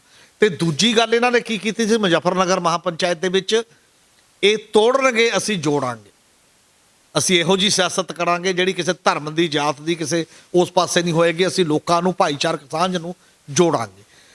ਤੇ ਅਗਲਾ ਸਵਾਲ ਇਹਨਾਂ ਨੇ ਇਹ ਕੀਤਾ ਸੀ ਜਿਹੜਾ ਟੈਕਨੀਕਲੀ ਤਕਨੀਕੀ ਤੌਰ ਤੇ ਸਭ ਤੋਂ ਮਜ਼ਬੂਤ ਪਹਿਲੂ ਸੀ ਕਿਸਾਨ ਅੰਦੋਲਨ ਦਾ ਇਸ ਅੰਦੋਲਨ ਨੂੰ ਜਿੱਤਣ ਦੇ ਵਿੱਚ, ਉਹ ਇਹ ਸੀ ਕਿ ਖੇਤੀ ਕਿਉਂਕਿ ਸੂਬਿਆਂ ਦਾ ਅਧਿਕਾਰ ਖੇਤਰ ਦਾ ਵਿਸ਼ਾ ਹੈ, ਇਸ ਕਰਕੇ ਕੇਂਦਰ ਸਰਕਾਰ ਦਾ ਕਾਨੂੰਨ ਬਣਾਉਣਾ ਇਹਦੇ ਤੇ ਇਹ ਗੈਰ ਸੰਵਿਧਾਨਕ ਹੈ। ਤਾਂ ਉਹਦਾ ਮਤਲਬ ਇਹ ਹੈ ਕਿ ਸੈਂਟਰ ਸਟੇਟ ਰਿਲੇਸ਼ਨ, ਜਿਹੜੇ ਕੇਂਦਰ ਰਾਜ ਸੰਬੰਧਾਂ ਦਾ ਸਵਾਲ ਹੈ, ਇਹਦੇ 'ਚ ਕੇਂਦਰ ਜ਼ਬਰਦਸਤੀ ਦਖਲ ਦੇ ਰਿਹਾ ਹੈ। ਇਸ ਲਈ ਫੈਡਰਲਿਜ਼ਮ ਦਾ ਕੁਐਸਚਨ ਚਰਚਾ 'ਚ ਆਉਣਾ, ਡਿਸਕਸ ਹੋਣਾ, ਇਹ ਦੂਜਾ ਮੁੱਦਾ ਸੀ। ਤੀਜਾ ਮੁੱਦਾ ਇਹਨਾਂ ਨੇ ਇਹ ਕੀਤਾ ਸੀ ਕਿ ਲੋਕਾਂ ਨੂੰ ਤਾਕਤਵਰ ਕਿਵੇਂ ਬਣਾਉਣਾ, ਚਾਹੇ ਉਹ ਵੋਟਰ ਵਿਪ ਜਾਰੀ ਕੀਤੀ, ਚਾਹੇ ਉਹ ਮਤਵਾਜੀ ਸੰਸਦ ਲਾਈ, ਚਾਹੇ ਉਹ ਇੱਥੇ ਬੁਲਾ ਕੇ 36 ਸੈਕਟਰ 'ਚ ਪਾਰਟੀਆਂ ਨੂੰ ਹਦਾਇਤ ਕੀਤੀ ਕਿ ਤੁਸੀਂ ਫਿਲਹਾਲ ਵੱਡੀਆਂ ਰੈਲੀਆਂ ਨਾ ਕਰੋ ਕਿਉਂਕਿ ਮੋਰਚਾ ਚੱਲਦਾ ਉਹਨਾਂ ਚਿਰ ਦੇ ਲਈ, ਮੋਰਚੇ 'ਚ ਪ੍ਰੋਬਲਮ ਆਉਂਦੀ ਹੈ। ਇਹ ਤਿੰਨ ਚੀਜ਼ਾਂ ਇੰਪਾਵਰਮੈਂਟ, ਇਹ ਲੋਕਾਂ ਦੇ ਦਬਦਬੇ ਦੀ ਗੱਲ ਕਰਦੀਆਂ ਨੇ ਕਿ ਲੋਕ ਜਦੋਂ ਜਾਗਰੂਕ ਹੁੰਦੇ ਨੇ ਉਹ ਆਗੂਆਂ ਤੋਂ ਸਵਾਲ ਕਰਦੇ ਨੇ। ਇਸੇ ਅੰਦੋਲਨ ਦਾ ਹੀ ਇੱਕ ਬੜਾ ਮਜ਼ਬੂਤ ਪਹਿਲੂ ਹੈ ਕਿ ਪਿੰਡ ਪੱਧਰ ਤੇ, ਪਿੰਡ ਗਲੀ ਗਲੀ ਦੇ ਵਿੱਚ ਲੋਕਾਂ ਨੂੰ ਇੱਕ ਸੋਝੀ ਆਈ ਹੈ, ਇੱਕ ਦਲੇਰੀ ਆਈ ਹੈ। ਉਹ ਲੋਕਾਂ ਨੂੰ ਸਵਾਲ ਕਰ ਰਹੇ ਨੇ, ਪੋਲੀਟੀਕਲ ਲੋਕਾਂ ਨੂੰ, ਕਿ ਤੁਸੀਂ ਸਾਡੇ ਲਈ ਕੀ ਕਰੋਗੇ। ਉਹਦੇ 'ਚੋਂ ਇੱਕ ਉਮੀਦ ਵੱਜਦੀ ਹੈ ਕਿ ਲੋਕ ਹੁਣ ਭਵਿੱਖ ਦਾ ਇੱਕ ਜਿਹੜਾ ਸੀਮਤ ਏਜੰਡਾ ਹੁੰਦਾ ਕਿ 3 ਕਾਨੂੰਨ ਵਾਪਸ ਹੋਣ ਤੇ MSP ਤੇ ਗਰੰਟੀ ਹੋਵੇ, ਪਲੱਸ ਆਹ ਜਿਹੜਾ ਜਿੰਨੇ ਕੇਸ ਹੋਏ ਨੇ ਉਹ ਵਾਪਸ ਲਏ ਜਾਣ ਤੇ ਜਿਹੜੇ ਸ਼ਹੀਦ ਹੋ ਗਏ ਉਹਨਾਂ ਨੂੰ ਮੁਆਵਜ਼ਾ ਦਿੱਤਾ ਜਾਵੇ। ਉਸ ਮੋਰਚੇ ਦੀਆਂ ਇਹ ਮੰਗਾਂ ਨੇ। ਪਰ ਨਾਲ ਇੱਕ ਸਵਾਲ ਉੱਥੇ ਵੀ ਉੱਠਦਾ ਰਿਹਾ, ਉਸ ਅੰਦੋਲਨ ਤੇ ਲੋਕ ਉਠਾਉਂਦੇ ਰਹੇ ਕਿ ਇਹ ਸਭ ਕੁਝ ਹੋਣ ਤੋਂ ਬਾਅਦ ਵੀ ਖੇਤੀ ਠੀਕ ਹੋ ਜਾਊਗੀ, ਕੀ ਕਿਸਾਨਾਂ ਦੀ ਆਮਦਨ ਵੱਧ ਜਾਊਗੀ। ਸਵਾਲ ਹੈ ਸਰ, ਮੈਂ ਇਸ ਧਿਆਨ ਨਾਲ, ਤੁਸੀਂ ਹੁਣ ਕਿਹਾ ਵੀ ਇਹ ਮੋਰਚਾ, ਤੁਸੀਂ ਖੁਦ ਹੁਣ ਕਹਿ ਰਹੇ ਹੋ ਵੀ ਅੰਦੋਲਨ ਜਿਹੜਾ ਹੈਗਾ ਉਹ ਸਿਆਸਤ ਤੋਂ ਪ੍ਰੇਰਿਤ ਸੀ। ਕਿ ਜਿਹੜੇ ਲੋਕ ਕਹਿੰਦੇ ਆਏ ਨੇ ਚਲਦੇ ਅੰਦੋਲਨ ਦੇ ਵਿੱਚ ਵੀ ਇਹ ਵੀ ਸਿਆਸੀ ਅੰਦੋਲਨ ਹੈਗਾ, ਸਿਆਸੀ ਅੰਦੋਲਨ ਹੈ, ਫਿਰ ਉਸੇ ਮੋਹਰ ਲਾ ਦੇਣੀ ਚਾਹੀਦੀ ਹੈ ਵੀ ਅੰਦੋਲਨ ਸਿਆਸੀ, ਵਾਕਈ ਸਿਆਸੀ ਸੀ, ਸਿਆਸੀ ਪਾਰਟੀ ਨਿਕਲਣੀ ਸੀ ਇਸ ਵਿੱਚੋਂ ਦੀ। ਨਹੀਂ, ਸਿਆਸੀ ਪਾਰਟੀ ਨਿਕਲਣਾ ਨਾ ਨਿਕਲਣਾ ਅਲੱਗ ਗੱਲ ਹੈ, ਸਿਆਸੀ ਹੋਣਾ ਜਾਂ ਨਾ ਹੋਣਾ ਇਹ ਦੂਜੀ ਗੱਲ ਹੈ। ਕੋਈ ਵੀ ਅੰਦੋਲਨ, ਕੋਈ ਵੀ ਜਥੇਬੰਦੀ ਜਦੋਂ ਸਟੇਟ ਦੀ, ਰਾਜ ਦੀ ਪਾਲਿਸੀ ਨੂੰ ਪ੍ਰਭਾਵਿਤ ਕਰਨ ਦੇ ਵਾਸਤੇ ਬਾਹਰ ਨਿਕਲਦੀ ਹੈ, ਉਹ ਸਿਆਸੀ ਅੰਦੋਲਨ ਹੁੰਦਾ। ਤੁਸੀਂ ਇਹ ਦੇਖਦੇ ਹੋ ਸਿਆਸਤ ਕੀ ਹੈ। ਸਿਆਸਤ ਇਹ ਹੈ ਕਿ ਸੂਬੇ ਨੂੰ, ਦੇਸ਼ ਨੂੰ, ਲੋਕਲ ਪ੍ਰਸ਼ਾਸਨ ਨੂੰ ਕਿਵੇਂ ਚਲਾਉਣਾ ਹੈ, ਕਿਹੜੇ ਤਰੀਕੇ ਨਾਲ ਵਿਉਂਤਬੰਦੀ ਕਰਨੀ ਹੈ, ਕਿਹੋ ਜਿਹੀਆਂ ਪਾਲਿਸੀਆਂ ਨੇ ਜਿਹੜੀਆਂ ਸਾਡੇ ਕਿਹਦੇ ਹਿੱਤ 'ਚ ਜਾਣੀਆਂ ਚਾਹੀਦੀਆਂ ਨੇ, ਕੀ ਉਹ ਆਮ ਲੋਕਾਂ ਦੇ ਹਿੱਤ 'ਚ ਜਾਣੀਆਂ ਚਾਹੀਦੀਆਂ ਨੇ, ਇੱਕ ਖਾਸ ਵਰਗ ਦੇ ਹਿੱਤ 'ਚ ਜਾਣੀਆਂ ਚਾਹੀਦੀਆਂ ਨੇ, ਜਾਂ ਸਮੁੱਚੇ ਸਮਾਜ ਦੇ ਹਿੱਤ 'ਚ ਜਾਣ, ਕੀ ਕਰਨਾ ਚਾਹੀਦਾ ਉਹਦੇ 'ਚ, ਉਹ ਸਿਆਸਤ ਹੁੰਦੀ ਹੈ। ਇਸ ਲਈ ਜਿੰਨੇ ਵੀ ਅੰਦੋਲਨ ਲੜੇ ਜਾ ਰਹੇ ਨੇ ਇਸ ਦੁਨੀਆ 'ਚ, ਜਾਂ ਜਿਹੜੇ ਵੀ ਜਥੇਬੰਦੀਆਂ ਬਣਾ ਕੇ ਲੜ ਰਹੇ ਨੇ, ਉਹ ਸਾਰੇ ਸਿਆਸੀ ਨੇ, ਕੋਈ ਗੈਰ ਸਿਆਸੀ ਨਹੀਂ ਹੋ ਸਕਦਾ। ਅੱਛਾ, ਇਸ ਗੱਲ ਲਈ ਇਹ ਅਲੱਗ ਗੱਲ ਹੈ ਕਿ ਹਾਂ ਉਹਨਾਂ ਦੇ ਵਿੱਚੋਂ ਕੋਈ ਬੰਦੇ ਚੋਣ ਪ੍ਰਕਿਰਿਆ ਵਾਲੀ ਸਿਆਸਤ 'ਚ, ਚੋਣ ਪ੍ਰਣਾਲੀ ਵਾਲੀ ਜਮਹੂਰੀਅਤ ਦਾ ਹਿੱਸਾ ਬਣਨਾ ਚਾਹੁੰਦੇ ਨੇ ਜਾਂ ਨਹੀਂ, ਇਹ ਉਦੋਂ ਦੂਜਾ ਸਵਾਲ ਹੈ। ਤੇ ਇਹਨੂੰ ਜੇ ਕੋਈ ਕਹੇ ਕਿ ਇਹ ਸਿਆਸਤ ਕਰਦੇ ਨੇ, ਬਿਲਕੁਲ ਉਹਨਾਂ ਨੇ ਕਹਿਣਾ ਵੀ ਸਿਆਸਤ ਕਰ ਰਹੇ ਹਾਂ, ਤੁਸੀਂ ਆਪਣੀ ਸਿਆਸਤ ਨਾਲ ਸਾਨੂੰ ਮਾਰ ਦੋਗੇ ਸਾਰੇ ਲੋਕਾਂ ਨੂੰ, ਅਸੀਂ ਉਹਦਾ ਵਿਰੋਧ ਨਹੀਂ ਕਰਾਂਗੇ, ਅਸੀਂ ਵਿਰੋਧ ਦੀ ਸਿਆਸਤ ਕਰਾਂਗੇ ਜਿਹੜੀ ਲੋਕ ਪੱਖੀ ਸਿਆਸਤ ਹੋਏਗੀ। ਬਾਕੀ ਜਿੱਥੇ 22 ਜਥੇਬੰਦੀਆਂ ਗਈਆਂ ਨੇ, 3 ਸੋਚਦੀਆਂ ਨੇ, ਬਾਕੀ ਕਹਿੰਦੇ ਅਸੀਂ ਚੋਣ ਪ੍ਰਕਿਰਿਆ ਵਿੱਚ ਨਹੀਂ ਹੈਗੇ। ਫਿਰ 32 ਜਥੇਬੰਦੀਆਂ ਨੇ ਜਦੋਂ ਜਾ ਕੇ ਦਿੱਲੀ ਗਏ, ਉੱਥੇ ਜਾ ਕੇ ਆਵਾਜ਼ ਦਿੱਤੀ, ਲੋਕ ਵੀ ਨਾਲ ਗਏ, ਫਿਰ 32 ਵਿੱਚੋਂ 22 ਨੂੰ ਕਿਉਂ ਲੱਗਿਆ, ਫਿਰ ਬਾਕੀਆਂ ਨੂੰ ਕਿਉਂ ਨਹੀਂ ਲੱਗਿਆ ਵੀ ਸਾਨੂੰ ਸਿਆਸਤ ਵਾਲੇ ਪਾਸੇ ਆਉਣਾ ਚਾਹੀਦਾ? ਉਹ ਆਪੋ ਆਪਣੀ ਆਬਜ਼ਰਵੇਸ਼ਨ ਹੈ, ਹਰੇਕ ਦੀ ਆਪੋ ਆਪਣੀ ਹੋ ਸਕਦੀ ਹੈ, ਸਾਰੀਆਂ ਨਹੀਂ ਇਕੱਠੀਆਂ। ਇਹ 32 ਜਥੇਬੰਦੀਆਂ ਜਿਹੜੀਆਂ ਇਕੱਠੀਆਂ ਸੀ ਉਹ ਇੱਕ ਮਿਨੀਮਮ ਏਜੰਡੇ ਤੇ ਇਕੱਠੀਆਂ ਸੀ। ਖੇਤੀ ਦਾ ਜਿਹੜਾ ਏਜੰਡਾ ਆ, 3 ਖਾਸ ਤੌਰ ਤੇ ਪਹਿਲਾਂ 3 ਕਾਨੂੰਨਾਂ ਤੇ ਇਕੱਠੀਆਂ ਹੋਈਆਂ, ਫਿਰ ਜਦੋਂ SKM ਬਣ ਗਿਆ ਉਹਦੇ ਵਿੱਚ ਕੁਝ ਹੋਰ ਮੰਗਾਂ ਆਈਆਂ, ਜਿਹਦੇ 'ਚ ਇੱਕ ਮੇਜਰ ਮੰਗ ਜਿਹੜੀ ਇਹਦੀ ਆਈ ਹੈ, ਆਪਣੇ ਘੱਟੋ ਘੱਟ ਸਮਰਥਨ ਮੁੱਲ ਨੂੰ ਕਾਨੂੰਨੀ ਗਾਰੰਟੀ ਦੀ ਆਈ ਹੈ, ਤੇ ਇਹਦੇ ਨਾਲ ਨਾਲ ਚੱਲਦੀ ਪਰਾਲੀ ਵਾਲਾ ਬਿੱਲ ਆ ਗਿਆ, ਬਿਜਲੀ ਬਿੱਲ ਆ ਗਿਆ, ਇਹ ਵੀ ਆਏ। ਇਹ ਇਸ ਏਜੰਡੇ ਤੇ ਸਹਿਮਤੀ ਹੈ। ਉਹਦੇ ਤੋਂ ਬਿਨਾਂ ਤਾਂ ਪਹਿਲਾਂ ਵੀ ਪੋਲੀਟਿਕਸ ਵੱਖਰੀ ਹੈ, ਪਹਿਲਾਂ ਜਥੇਬੰਦੀਆਂ ਦੀ ਹੋਂਦ ਵੀ ਤਾਂ ਵੱਖਰੀ ਹੈ ਕਿਉਂਕਿ ਉਹਨਾਂ ਦਾ ਆਪੋ ਆਪਣਾ ਇੱਕ ਪ੍ਰੋਗਰਾਮ ਹੈ। ਔਰ ਇਹਦੇ 'ਚ ਇੱਕ ਪਿਛੋਕੜ ਦੇ ਤੌਰ ਤੇ ਹੀ ਕੁਝ ਜਥੇਬੰਦੀਆਂ ਪਹਿਲਾਂ ਤੋਂ ਹੀ, ਚਾਹੇ ਮੋਰਚਾ ਲੱਗਦਾ ਨਾ ਲੱਗਦਾ, ਚਾਹੇ ਹੁਣ ਮੋਰਚਾ ਕਿੰਨਾ ਕੰਟੀਨਿਊ ਰਹੂ ਨਹੀਂ ਰਹੂਗਾ, ਉਹ ਚੋਣ ਪ੍ਰਕਿਰਿਆ ਦੇ ਵਿੱਚ ਹਿੱਸਾ ਨਹੀਂ ਲੈਂਦੀਆਂ। ਇਹ ਲੋਕਾਂ ਦਾ ਸਵਾਲ ਹੈ, ਜੋ ਲੋਕ ਇਸ ਸਮੇਂ ਸਵਾਲ ਪੁੱਛਦੇ ਪਏ ਨੇ। ਸੋਸ਼ਲ ਮੀਡੀਆ ਦੀ ਗੱਲ ਕਰ ਲਈਏ, ਵੈਸੇ ਵੀ ਲੋਕ ਸਵਾਲ ਕਰਦੇ ਨੇ ਫਿਰ 32 ਕਿਉਂ ਨਹੀਂ ਇਕੱਠੀ ਹੋਈਆਂ, ਉੱਥੇ ਇਕੱਠੇ ਚਲੇ ਗਏ। ਤੁਸੀਂ ਕਹਿੰਦੇ ਹੋ ਵੀ ਉਹ ਅੰਦੋਲਨ ਤੋਂ ਪਹਿਲਾਂ ਵੀ ਹਿੱਸਾ ਕੋਈ ਲੈਂਦੇ ਸੀ, ਕੋਈ ਕਹਿੰਦੇ ਵੀ ਅਸੀਂ ਇਸ ਪ੍ਰਕਿਰਿਆ ਵਿੱਚੋਂ ਹਿੱਸਾ ਨਹੀਂ ਲੈਂਦੇ। ਫਿਰ ਜਿਹੜੀਆਂ ਬਾਹਰ ਨੇ, ਜੋ 32 ਜਥੇਬੰਦੀਆਂ ਵਿੱਚੋਂ ਕਈ ਸਿਆਸਤ ਤੋਂ ਬਾਹਰ ਨੇ, ਹੁਣ ਜੋ ਬਣਾਇਆ ਸੰਯੁਕਤ ਸਮਾਜ ਮੋਰਚਾ, ਇਹਨਾਂ ਦਾ ਵਿਰੋਧ ਕਰਨਗੀਆਂ, ਏਜੰਡਾ ਦੇਣਗੀਆਂ, ਤੁਸੀਂ ਵਿਰੋਧ ਕਰੋਗੇ, ਏਜੰਡਾ ਦੋਗੇ, ਜਾਂ ਏਜੰਡੇ ਦੇ ਖਰੇ ਨਾ ਉਤਰੇ ਫਿਰ ਕੀ ਕਰੋਗੇ? ਨਹੀਂ, ਉਹਦਾ ਤਾਂ ਕਲੀਅਰ ਹੈ। ਦੇਖੋ ਜਿਹੜਾ ਇਹ ਹੈ ਜੂਝ ਦਾ ਪੰਜਾਬ, ਉਹਦਾ ਤਾਂ ਕਲੀਅਰ ਕੱਟ ਏਜੰਡਾ, ਇੱਕ ਏਜੰਡਾ ਦਿੱਤਾ ਜਾ ਚੁੱਕਾ ਹੈ। ਉਸ ਏਜੰਡੇ ਤੇ ਚਰਚਾ ਹੋ ਰਹੀ ਹੈ ਕਾਫੀ ਹੱਦ ਤੱਕ। ਜਿਹੜੀ ਕੋਈ ਧਿਰ ਆ ਕੇ ਗੱਲ ਕਰਨਾ ਚਾਹੁੰਦੇ ਉਹਦੇ ਨਾਲ ਵੀ ਚਰਚਾ ਹੋ ਰਹੀ ਹੈ ਵੀ ਇਹਦਾ ਮਕਸਦ ਕੀ ਹੈ ਏਜੰਡੇ ਦਾ, ਕਿਉਂਕਿ ਉਹਦੇ 'ਚ ਬਹੁਤ ਇਹੋ ਜਿਹੀਆਂ ਚੀਜ਼ਾਂ ਨੇ ਜਿਹੜੀਆਂ ਲੋਕ ਰੋਜ਼ ਪੋਲੀਟੀਕਲੀ ਜਿਹੜੀਆਂ ਸਾਡੀਆਂ ਸਮੱਸਿਆਵਾਂ ਡਿਸਕਸ ਕਰਦੇ ਨੇ। ਕੋਈ ਨਵੀਂ ਬਹੁਤ ਗੱਲ ਐ ਨਹੀਂ ਹੈ, ਪਰ ਉਹ ਇੱਕ ਸਮੁੱਚਤਾ ਦੇ ਵਿੱਚ ਹੈ। ਜਿਵੇਂ ਫੈਡਰਲਿਜ਼ਮ ਦਾ ਕੁਐਸਚਨ ਹੈ, ਸਾਡੇ ਸੂਬੇ ਦੇ ਵਿੱਚ ਸਾਡੀ ਸਰਕਾਰ ਨੇ ਤਾਂ ਆ ਜਿਹੜਾ 15 ਕਿਲੋਮੀਟਰ ਤੋਂ ਵਧਾ ਕੇ 50 ਕਿਲੋਮੀਟਰ ਕੀਤਾ, ਵੀ ਅੱਧਾ ਪੰਜਾਬ BSF ਦੇ ਹਵਾਲੇ ਆ ਗਿਆ, ਸੁਪਰੀਮ ਕੋਰਟ ਜਾਣਾ ਪਿਆ ਕਿ ਹਾਂਜੀ ਇਹ ਸਾਡੇ ਨਾਲ ਗਲਤ ਹੋਇਆ, ਇਹ ਕਾਨੂੰਨ ਦੇ ਵੀ ਖਿਲਾਫ ਹੈ, ਸੰਵਿਧਾਨ ਦੇ ਵੀ ਖਿਲਾਫ ਹੈ, ਸਾਡੇ ਦੇ ਖਿਲਾਫ ਹੈ। ਸੁਪਰੀਮ ਕੋਰਟ ਗਏ ਨੇ। ਇਸੇ ਤਰ੍ਹਾਂ ਮਮਤਾ ਬੈਨਰਜੀ ਕਈ ਮਾਮਲਿਆਂ ਦੇ ਵਿੱਚ ਉਹਨਾਂ ਦੇ ਖਿਲਾਫ ਹੈ। ਇਸੇ ਤਰ੍ਹਾਂ ਨੀਟ ਦੇ DMK ਨੇ, ਨੀਟ ਦਾ ਜਿਹੜਾ ਐਗਜ਼ਾਮ ਹੁੰਦਾ ਜਿਹਦੇ 'ਚ ਮੈਡੀਕਲ ਦੇ ਐਡਮਿਸ਼ਨ ਹੁੰਦੇ ਨੇ, ਉਹਨੇ ਕਿਹਾ ਕਿ ਅਸੀਂ ਕੇਂਦਰੀ ਟੈਸਟ 'ਚ ਨਹੀਂ ਆਵਾਂਗੇ। ਉਹਦੀ ਵਿਧਾਨ ਸਭਾ ਦੇ ਵਿੱਚ ਇੱਕ ਬਿੱਲ ਪਾਸ ਹੋਇਆ ਕਿ ਸਟੇਟ ਪੱਧਰ ਦਾ ਹੋਣਾ ਚਾਹੀਦਾ। ਇਹ ਸਾਰੇ ਜਿਹੜੀ ਇੱਕ ਗੱਲ ਹੈ 1947 ਤੋਂ ਹੀ ਸਵਾਲ ਉੱਠਦਾ ਰਿਹਾ। ਅਕਾਲੀ ਦਲ ਦੇ ਦੌਰ ਦੇ ਵਿੱਚ ਅਨੰਦਪੁਰ ਸਾਹਿਬ ਦੇ ਮੱਤੇ ਤੇ ਐਡਾ ਵੱਡਾ ਮੋਰਚਾ ਵੀ ਲੱਗਿਆ। ਸੈਂਟਰ ਸਟੇਟ ਰਿਲੇਸ਼ਨ ਦਾ ਸਵਾਲ ਹੈ, ਇਹ ਬੁਨਿਆਦੀ ਸਵਾਲ ਬਣਦਾ ਜਾ ਰਿਹਾ ਪੂਰੇ ਸਾਡੀ ਸਿਆਸਤ ਦਾ। ਉਹ ਇੱਕ ਬਹੁਤ ਵੱਡਾ ਕੁਐਸਚਨ ਹੈ। ਦੂਜੀ ਗੱਲ ਇਹ ਹੈ ਕਿ ਇਹਦੇ ਵਿੱਚ ਹੀ ਜਿਵੇਂ 73ਵੀਂ 74ਵੀਂ ਸੰਵਿਧਾਨਕ ਸੋਧ ਹੈ, ਜਿਹਦੇ ਵਿੱਚ 29 ਡਿਪਾਰਟਮੈਂਟ ਨੇ ਪਿੰਡਾਂ ਦੇ, ਉਹਦੇ ਨਾਲ ਫਾਈਨਾਂਸ ਹੈ, ਉਹਦਾ ਕੰਮ ਨੇ, ਉਹ ਸਾਰੀਆਂ ਚੀਜ਼ਾਂ ਨੂੰ ਟਰਾਂਸਫਰ ਕਰਨ ਦਾ। 18 ਸ਼ਹਿਰੀ ਡਿਪਾਰਟਮੈਂਟ ਦੀਆਂ ਨੇ, ਲੋਕਾਂ ਨੂੰ ਇੰਪਾਵਰ ਕਰਨ ਦਾ ਜਿਹੜਾ ਸਵਾਲ ਹੈ। ਪਿੰਡਾਂ ਦੀਆਂ ਗ੍ਰਾਮ ਸਭਾਵਾਂ ਐਕਟਿਵ ਨਹੀਂ ਹੋ ਰਹੀਆਂ, ਲੋਕਾਂ ਨੂੰ ਜਵਾਬਦੇਹ ਬਣਾਉਣਾ। ਪੋਲੀਟੀਸ਼ੀਅਨ ਨੂੰ ਤੇ ਪ੍ਰਸ਼ਾਸਨ ਨੂੰ ਲੋਕਾਂ ਦੇ ਪ੍ਰਤੀ ਜਵਾਬਦੇਹ ਕਿਵੇਂ ਬਣਾਇਆ ਜਾਏ, ਇਹ ਜਮਹੂਰੀਅਤ ਦੇ ਵਿੱਚ ਕੰਮ ਕਰਨ ਵਾਲੇ ਹਰ ਬੰਦੇ ਦਾ ਬੁਨਿਆਦੀ ਨੁਕਤਾ ਹੋਣਾ ਚਾਹੀਦਾ। ਤੇ ਜੇ ਉਸੇ ਤਰੀਕੇ ਦੇ ਨਾਲ ਇੱਕ ਬੰਦਾ ਪਾਵਰਫੁਲ ਬਣ ਜੂ, ਜਿਵੇਂ ਅੱਜ ਕਹਿੰਦੇ ਨੇ ਮੋਦੀ ਪਾਵਰਫੁਲ ਹੈ ਜੀ, 55 ਇੰਚ ਦੀ ਛਾਤੀ ਆ, ਕੱਲ੍ਹ ਨੂੰ ਇੱਕ ਚੀਫ ਮਿਨਿਸਟਰ ਪਾਵਰਫੁਲ ਬਣਾ ਦਿਓ, ਬਾਕੀ ਕੁਝ ਨਾ ਹੋਵੇ। ਤੇ ਡੈਮੋਕ੍ਰੇਸੀ ਦੇ ਵਿੱਚ ਲੋਕਾਂ ਦੀ ਸ਼ਮੂਲੀਅਤ ਜ਼ਰੂਰੀ ਹੁੰਦੀ ਹੈ, ਨਾ ਕੇਵਲ ਇੱਕ ਦਿਨ ਵੋਟ ਦੀ। ਵੋਟ ਤੋਂ ਇਲਾਵਾ ਹਰ ਦਿਨ ਦੀ ਜਮਹੂਰੀਅਤ ਦੇ ਵਿੱਚ ਫੈਸਲਾ ਕਰਨ ਦੀ ਤਾਕਤ ਦੇ ਵਿੱਚ ਉਹਨਾਂ ਦੀ ਹਿੱਸੇਦਾਰੀ ਕਿਵੇਂ ਵਧੇ। ਉਹ ਹਿੱਸੇਦਾਰੀ ਉਦੋਂ ਵਧੇਗੀ ਜਦੋਂ ਇੱਕ ਅਲਟਰਨੇਟਿਵ ਏਜੰਡਾ ਆਏਗਾ। ਏਜੰਡੇ ਦੇ ਮਾਮਲੇ ਦੇ ਵਿੱਚ ਉਹ ਜਵਾਬਦੇਹ ਬਣਨਾ ਸ਼ੁਰੂ ਹੋਣਗੇ। ਇਸ ਏਜੰਡੇ ਤੇ ਜਿਹੜਾ ਵੀ ਕੋਈ ਆਊ, ਚਰਚਾ ਕਰਕੇ ਆਊਗਾ ਜਾਂ ਚਰਚਾ ਕਰੇ ਤਾਂ ਠੀਕ ਹੈ। ਜੇ ਏਜੰਡੇ ਤੇ ਕੋਈ ਨਹੀਂ ਆਉਣਾ ਚਾਹੁੰਦਾ ਤਾਂ ਕੋਈ ਇਹ ਮੰਚ ਦਾ ਫੈਸਲਾ ਕਿ ਇਹ ਨਹੀਂ ਜਾ ਰਿਹਾ ਕਿਸੇ ਵੀ ਸਿਆਸਤ ਦੇ ਨਾਲ। ਤੇ ਜੇ ਕੋਈ ਇਸ ਮੰਚ 'ਚੋਂ ਸਿਆਸਤ ਜਾਣਾ ਚਾਹੇ, ਕੋਈ ਚੋਣ ਲੜਨਾ ਚਾਹੇ ਜਾਂ ਵੱਖਰਾ, ਤਾਂ ਇਹ ਛੱਡ ਕੇ ਜਾਣਾ ਪਏਗਾ ਮੰਚ ਉਹਨੂੰ। ਇਹ ਜਿਹੜਾ ਜੂਝਦਾ ਪੰਜਾਬ ਛੱਡ ਕੇ ਜਾਣਾ ਪਏਗਾ। ਉਹਦੀ ਉਹੀ ਸਿਧਾਂਤਕ ਪਹੁੰਚ ਹੈ ਤੇ ਅੱਜ ਵੀ ਉਹੀ ਹੈ ਤੇ ਉਸ ਪਹਿਲਾਂ ਤੋਂ ਵੀ ਇਹੀ ਸੀ। ਉਹ ਸਾਰੇ ਗਰੁੱਪਾਂ ਨੂੰ, ਚਾਹੇ ਉਹ ਨਵਾਂ ਫਰੰਟ ਬਣਿਆ ਚਾਹੇ ਉਹ ਪੁਰਾਣੇ ਫਰੰਟ ਨੇ, ਸਭ ਦੇ ਸਾਹਮਣੇ ਉਹ ਇੱਕ ਏਜੰਡੇ ਦੇ ਰੂਪ ਦੇ ਵਿੱਚ ਚਰਚਾ। ਹੁਣ ਸਵਾਲ ਹੋ ਰਿਹਾ ਜੋ ਲੋਕਾਂ ਦੇ ਦਿਮਾਗ ਵਿੱਚ ਸਵਾਲ ਨੇ ਜਾਂ ਲੋਕ ਪੁੱਛਣਾ ਚਾਹੁੰਦੇ ਨੇ, ਜੋ ਤੁਸੀਂ ਜੂਝਦਾ ਪੰਜਾਬ ਇੱਕ ਪ੍ਰੈਸ਼ਰ ਗਰੁੱਪ ਬਿਲਡ ਕੀਤਾ ਹੈ, ਕਾਨੂੰਨ ਵਾਪਸ ਹੋਏ ਨੇ, ਜੋ ਮੋਦੀ ਸਾਹਿਬ ਨੇ ਅਨਾਉਂਸਮੈਂਟ ਕੀਤਾ, ਕਾਨੂੰਨ ਵਾਪਸ ਹੋਏ ਨੇ। ਕਾਨੂੰਨ ਵਾਪਸ ਹੋਣਾ ਤੇ ਸਿਆਸਤ ਵਿੱਚ ਆਉਣਾ ਲੱਗਦਾ ਵੀ ਸੌਖਾ ਹੋ ਜਾਊਗਾ। ਉਹ ਤਾਂ ਸਿਰਫ ਕਾਨੂੰਨ ਦੀ ਗੱਲ ਸੀ, ਜੋ ਕਿਸਾਨ ਉੱਥੇ ਜਾ ਕੇ ਬੈਠੇ, ਅੰਦੋਲਨ ਹੋਇਆ। ਹੁਣ ਸਿਆਸਤ ਵਿੱਚ ਉੱਥੇ ਖੇਤੀਬਾੜੀ ਵੀ ਹੈ, ਉੱਥੇ ਐਜੂਕੇਸ਼ਨ ਵੀ ਹੈ, ਉੱਥੇ ਪੰਜਾਬ ਦੀ ਹੋਰ ਸਮੱਸਿਆਵਾਂ ਵੀ ਆ, ਉੱਥੇ ਪਾਣੀ ਵੀ ਹੈ, ਉੱਥੇ ਕਰਪਸ਼ਨ ਵੀ ਹੈ। ਕਾਨੂੰਨ ਲੱਗ ਕਰਵਾਉਣਾ ਤੇ ਬਾਕੀ ਜੇ ਕਿਸਾਨ ਇਸ ਪਾਸੇ ਆ ਜਾਂਦੇ ਨੇ, ਪਾਰਟੀ ਬਣਾ ਲੈਂਦੇ ਨੇ, ਫਿਰ ਲੱਗਦਾ ਵੀ ਇੱਥੋਂ ਪਾਰ ਲੰਘ ਜਾਣਗੇ। ਏਜੰਡੇ ਬਹੁਤ ਨੇ, ਮੁੱਦੇ ਬਹੁਤ ਨੇ, ਇੱਥੋਂ ਕਿਵੇਂ ਪਾਰ ਲੰਘਣਗੇ? ਸਵਾਲ ਤਾਂ ਇਹੀ ਨਾ। ਉਹ ਗੱਲ ਵੱਖਰੀ ਹੈ, ਲੋਕ ਹੁਣ ਵੀ ਪੁੱਛਦੇ ਨੇ ਕਾਨੂੰਨ ਵਾਪਸ ਕਰਾਉਣਾ ਗੱਲ ਵੱਖਰੀ ਹੈ, ਸਿਆਸਤ ਵੱਖਰੀ ਹੈ। ਜੇ ਸਿਆਸਤ 'ਚ ਨਿੱਤਰ ਗਏ ਹੋ, ਹੁਣ ਵਿਰੋਧੀ ਤੇ ਵੀ ਤੁਹਾਨੂੰ ਟਾਰਗੇਟ 'ਚ ਲੈਣ ਲੱਗ ਪਏ ਨੇ। ਵਿਰੋਧੀ ਤੇ ਕਹਿਣ ਵੀ ਲੱਗ ਪਏ ਨੇ ਵੀ ਕਿਸਾਨੀ ਅੰਦੋਲਨ ਵਿੱਚ ਇਹਨਾਂ ਨੇ ਜੋ ਸ਼ਹੀਦ ਹੋਏ ਸੀ ਕਿਸਾਨ, ਉਹਨਾਂ ਨੂੰ ਵੇਚਤਾ। ਇਸੇ ਕਰਕੇ ਸਵਾਲ ਇਹ ਹੈ ਕਿ ਜਦੋਂ ਕੋਈ ਇੱਕ ਅੰਦੋਲਨ ਚੋਂ ਬਾਹਰ, ਅੰਦੋਲਨ ਕੁਝ ਮੁੱਦਿਆਂ ਤੇ ਲੜਿਆ ਜਾਂਦਾ ਹੁੰਦਾ, ਉਹ ਲਿਮਟਿਡ ਹੁੰਦੇ ਨੇ ਹਮੇਸ਼ਾ ਹੀ। ਉਹ ਕਿਸੇ ਇੱਕ ਮੁੱਦੇ ਤੇ, ਕਿਸੇ ਦੋ ਮੁੱਦਿਆਂ ਤੇ, 4 ਤੇ 5 ਤੇ ਇਕੱਠੇ ਹੋ ਸਕਦੇ ਨੇ ਜਿਹੜੇ ਅੰਦੋਲਨ ਲੜੇ ਜਾ ਰਹੇ ਨੇ। ਤੇ ਇਸ ਅੰਦੋਲਨ ਦੇ ਵਿੱਚ ਵੀ ਕੁਝ ਮੁੱਦੇ ਸੀ ਜਿਹਦੇ ਤੇ ਆਇਆ। ਜਿਹੜਾ ਵੀ ਬੰਦਾ ਜਾਂ ਗਰੁੱਪ ਸਿਆਸਤ 'ਚ ਆਏਗਾ, ਖਾਸ ਤੌਰ ਤੇ ਇਲੈਕਟੋਰਲ ਸਿਆਸਤ 'ਚ ਆਏਗਾ, ਉਹਨੂੰ ਪੂਰੇ ਹਰ ਵਰਗ ਦਾ ਤੇ ਹਰ ਮੁੱਦੇ ਨੂੰ ਐਡਰੈਸ ਕਰਨਾ ਪਊਗਾ। ਇਹ 'ਚ ਤਾਂ ਕੋਈ ਦੋ ਰਾਮਾ ਨਹੀਂ ਹੈ। ਸਾਡੇ ਕੋਲ ਇਤਿਹਾਸ ਹੈ, ਕੋਈ ਨਵੀਂ ਗੱਲ ਨਹੀਂ ਹੋ ਰਹੀ ਹੈ, ਜੱਗੋ ਤੇਰਵੀਂ ਗੱਲ ਨਹੀਂ ਹੋ ਰਹੀ। ਸ਼੍ਰੋਮਣੀ ਅਕਾਲੀ ਦਲ ਜਿਹੜੇ ਧਾਰਮਿਕ ਮੁੱਦਿਆਂ ਤੇ ਲੜਾਈ ਲੜਨ ਲਈ ਤਿਆਰ ਹੋਈ ਜਥੇਬੰਦੀ ਸੀ, ਜਿਹਦੇ 'ਚ ਸ਼੍ਰੋਮਣੀ ਕਮੇਟੀ 1920 ਤੋਂ 25 ਤੱਕ ਦੇ ਜਿਹੜੇ ਇਤਿਹਾਸ ਦੇਖੋ ਤੁਸੀਂ, ਅਕਾਲੀ ਮੋਰਚਿਆਂ ਦੇ ਜਿਹੜੇ ਇਤਿਹਾਸ ਨੇ। ਔਰ ਸ਼੍ਰੋਮਣੀ ਅਕਾਲੀ ਦਲ ਨੂੰ ਸ਼ਾਇਦ ਉਦੋਂ ਪਤਾ ਵੀ ਨਹੀਂ ਸੀ ਇਸ ਪੱਧਰ ਦੇ ਉੱਤੇ ਕੋਈ ਐਸੀ ਇਲੈਕਟੋਰਲ ਡੈਮੋਕ੍ਰੇਸੀ ਹੋਏਗੀ, ਸਾਡਾ ਕੋਈ ਉਹਦੇ 'ਚ ਰੋਲ ਹੋਏਗਾ ਜਾਂ ਨਹੀਂ। 1957 ਦੇ ਵਿੱਚ ਵੀ ਅਕਾਲੀ ਦਲ ਨੇ ਆਪਣਾ ਵੀ ਅਸੀਂ ਸਮਾਜਿਕ ਕੰਮ ਕਰਾਂਗੇ ਤੇ ਧਾਰਮਿਕ ਕੰਮ ਕਰਾਂਗੇ, ਪੋਲੀਟਿਕਸ ਅਸੀਂ ਨਹੀਂ ਡਾਇਰੈਕਟਲੀ ਕਰਾਂਗੇ। ਆਪਦੇ ਬੰਦਿਆਂ ਨੂੰ 1957 ਦੇ ਵਿੱਚ ਕਾਂਗਰਸ ਦੀ ਟਿਕਟ ਤੋਂ ਚੋਣ ਲੜਾਤੀ ਸੀ, ਔਰ 57 ਦੇ ਵਿੱਚ। ਪਰ ਬਾਅਦ ਦੇ ਵਿੱਚ ਉਹਨਾਂ ਨੇ ਕਿਹਾ ਕਿ ਨਹੀਂ, ਕਾਂਗਰਸ ਤਾਂ ਉਹ ਗੱਲ ਹੀ ਨਹੀਂ ਕਰਨ ਦਿੰਦੀ, ਜਾਂ ਇੰਟਰਨਲ ਉਹ ਗੱਲ ਨਹੀਂ ਹੋ ਰਹੀ। ਉਹਨਾਂ ਨੇ ਕਹਿਤਾ ਵਾਪਸ ਆ ਜਾਓ।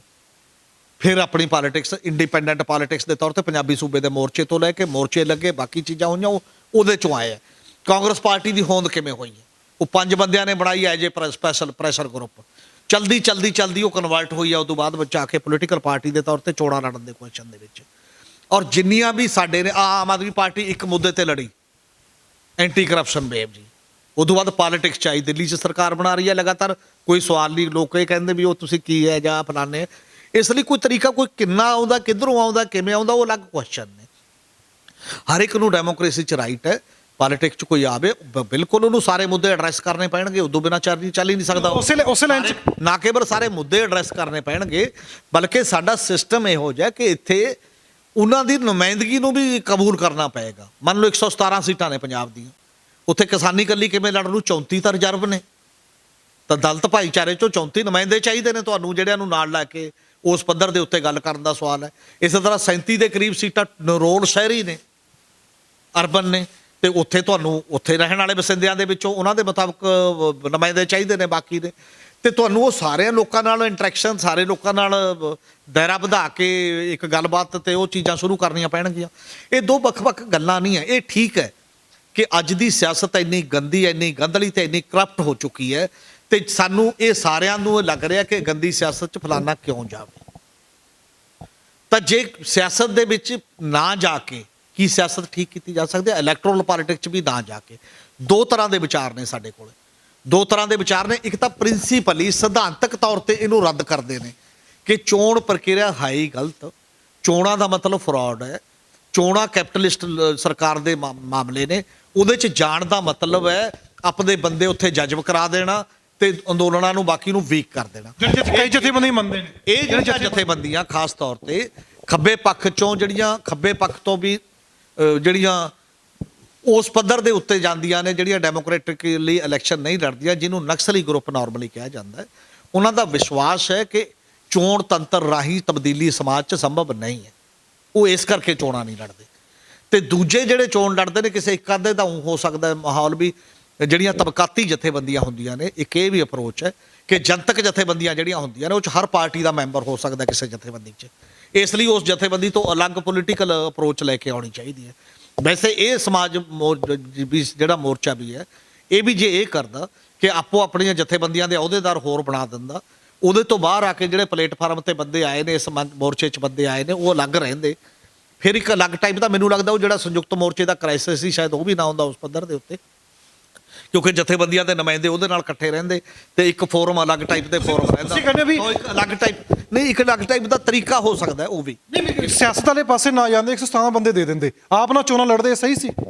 ਨਹੀਂ, ਆਪ ਵੀ ਜਿਹੜਾ ਲੜਨਾ ਚਾਹੁੰਦਾ ਜਥੇਬੰਦੀ ਤੋਂ ਅਸਤੀਫਾ ਦੇ ਕੇ ਮੰਚ 'ਚ ਆ ਜਾਂਦਾ, ਉਹ ਲੜਦਾ ਜਥੇਬੰਦੀ ਤੇ ਉਹਦਾ ਦੋਨੋਂ ਨਾਲ। ਜਿਵੇਂ ਕਈ ਵਾਰ ਆਪਣੇ ਨਹੀਂ ਹੁੰਦਾ ਕਿ ਸ਼੍ਰੋਮਣੀ ਅਕਾਲੀ ਦਲ ਤੇ SGPC, ਐਸਜੀਪੀਸੀ ਦਾ ਮੈਂਬਰ ਵੀ ਉਹੀ ਹੈ ਤੇ ਔਰ ਵਿੱਚੋਂ ਅੰਦਰੋਂ ਗੱਲ ਚੱਲ ਰਹੀ ਬੜੀ ਵਾਰ ਚੱਲੀ ਹੈ ਕਿ ਜਿਹੜਾ ਬੰਦਾ ਸ਼੍ਰੋਮਣੀ ਕਮੇਟੀ ਦੀ ਚੋਣ ਲੜੇ ਉਹ ਮੁੜ ਕੇ ਪੋਲਿਟਿਕਸ ਦੀ ਚੋਣ ਨਹੀਂ ਲੜਨੀ ਚਾਹੀਦੀ ਤਾਂ ਕਿ ਉਹ ਇੱਕ ਅਲੱਗ ਅਲੱਗਦਾਰ ਹੈ। ਉਸੇ ਤਰ੍ਹਾਂ ਇਸ ਤਰ੍ਹਾਂ ਜਿਹੜਾ ਪੋਲੀਟੀਕਲ ਚੋਣ ਲੜਦਾ ਐਮਐਲਏ ਬਣਦਾ ਉਹਨੂੰ ਐਸਜੀਪੀਸੀ ਦੀ ਟਿਕਟ ਨਹੀਂ ਮਿਲਣੀ ਚਾਹੀਦੀ, ਉਹ ਇੱਕ ਅਲੱਗ ਟਾਈਪ ਦਾ ਸੈਟਅਪ ਬਣਨਾ ਚਾਹੀਦਾ। ਅੱਛਾ, ਹੋਰ ਸਵਾਲ ਹੈ ਕਿ ਤੋਮਸ ਸਾਹਿਬ ਨੇ ਕਹਿਤਾ ਕਾਨੂੰਨ ਵਾਪਸ ਵੀ ਆ ਸਕਦੇ ਨੇ।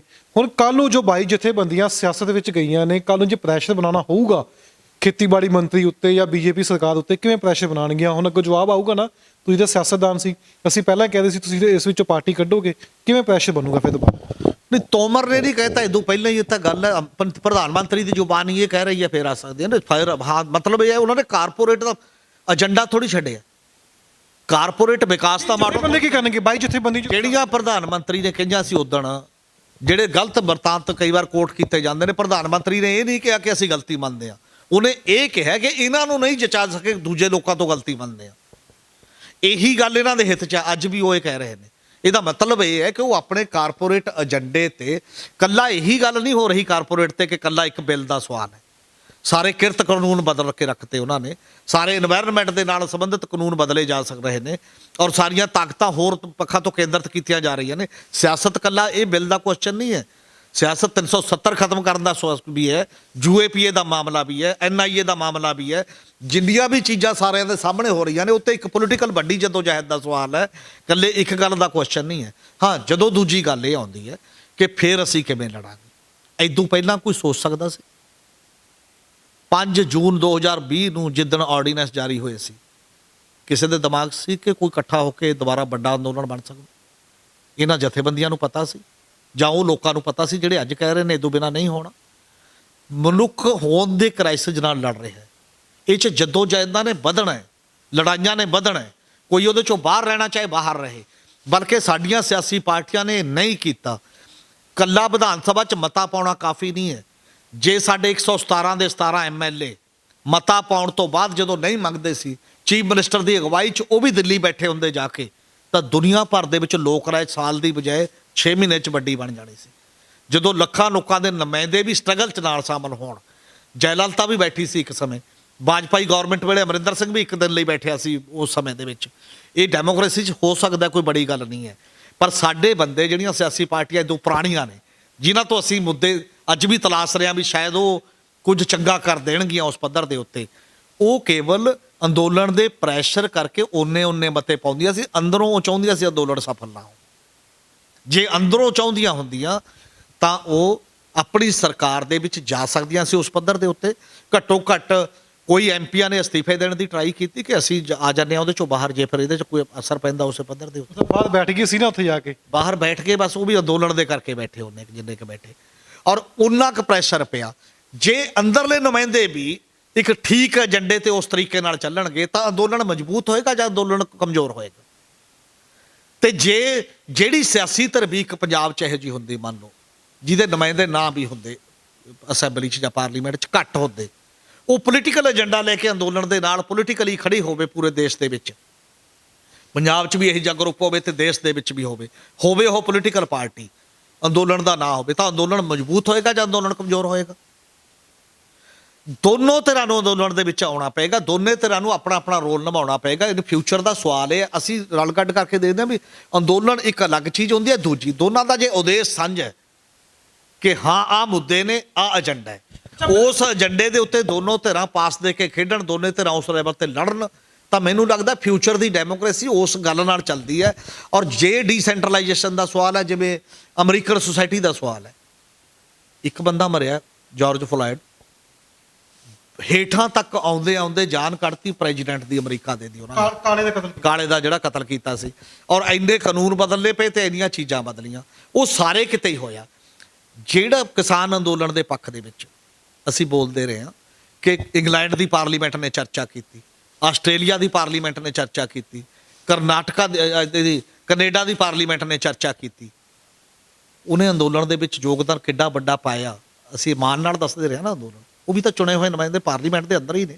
ਆਪਣੀ ਕਿਉਂ ਨਹੀਂ ਕਰ ਸਕੇ ਪੰਜਾਬ ਦੇ? ਆਪਣਿਆਂ ਨੇ ਕਿਉਂ ਨਹੀਂ ਕੀਤਾ ਭਾਈ ਸਾਹਿਬ? ਉੱਥੇ ਜਾ ਕੇ ਜੇ ਉਹੀ ਚੀਜ਼ਾਂ, ਜੇ ਬਾਹਰਲੇ ਚੁਣੇ ਹੋਏ ਨੁਮਾਇੰਦੇ, ਕਿਉਂਕਿ ਉੱਥੇ ਚੁਣੇ ਹੋਏ ਨੁਮਾਇੰਦੇ ਕੀ ਕਰਦੇ ਨੇ, ਜਿਹੜੇ ਉਹਦੇ ਹਲਕੇ ਦੇ ਵੋਟਰ 10 ਬੰਦੇ ਵੀ ਲਿਖ ਕੇ ਦਿੰਦੇ ਨੇ ਆਪਣੇ ਨੁਮਾਇੰਦੇ ਨੂੰ ਕਿ ਤੂੰ ਇਹ ਪਾਰਲੀਮੈਂਟ 'ਚ ਦੱਸਣਾ ਹੈ, ਉੱਥੇ ਮੇਰੇ ਰਿਸ਼ਤੇਦਾਰ ਰਹਿੰਦੇ ਨੇ, ਰਿਲੇਟਿਵ ਰਹਿੰਦੇ ਨੇ, ਉਹਨਾਂ ਲਈ ਬਹੁਤ ਤੰਗੀ ਆ ਗਈ ਹੈ, ਮੈਨੂੰ ਡਰ ਲੱਗ ਰਿਹਾ ਤੇ ਇਹ ਨਾ ਗੱਲ ਹੋ ਜੇ, ਉਹ ਨੁਮਾਇੰਦਾ ਉਹਦੇ ਪ੍ਰਤੀ ਜਵਾਬਦੇਹ ਆ, ਉਹ ਪਾਰਲੀਮੈਂਟ 'ਚ ਆਪਦੀ 'ਚ ਜਾ ਕੇ ਗੱਲ ਕਰਦਾ ਹੈ।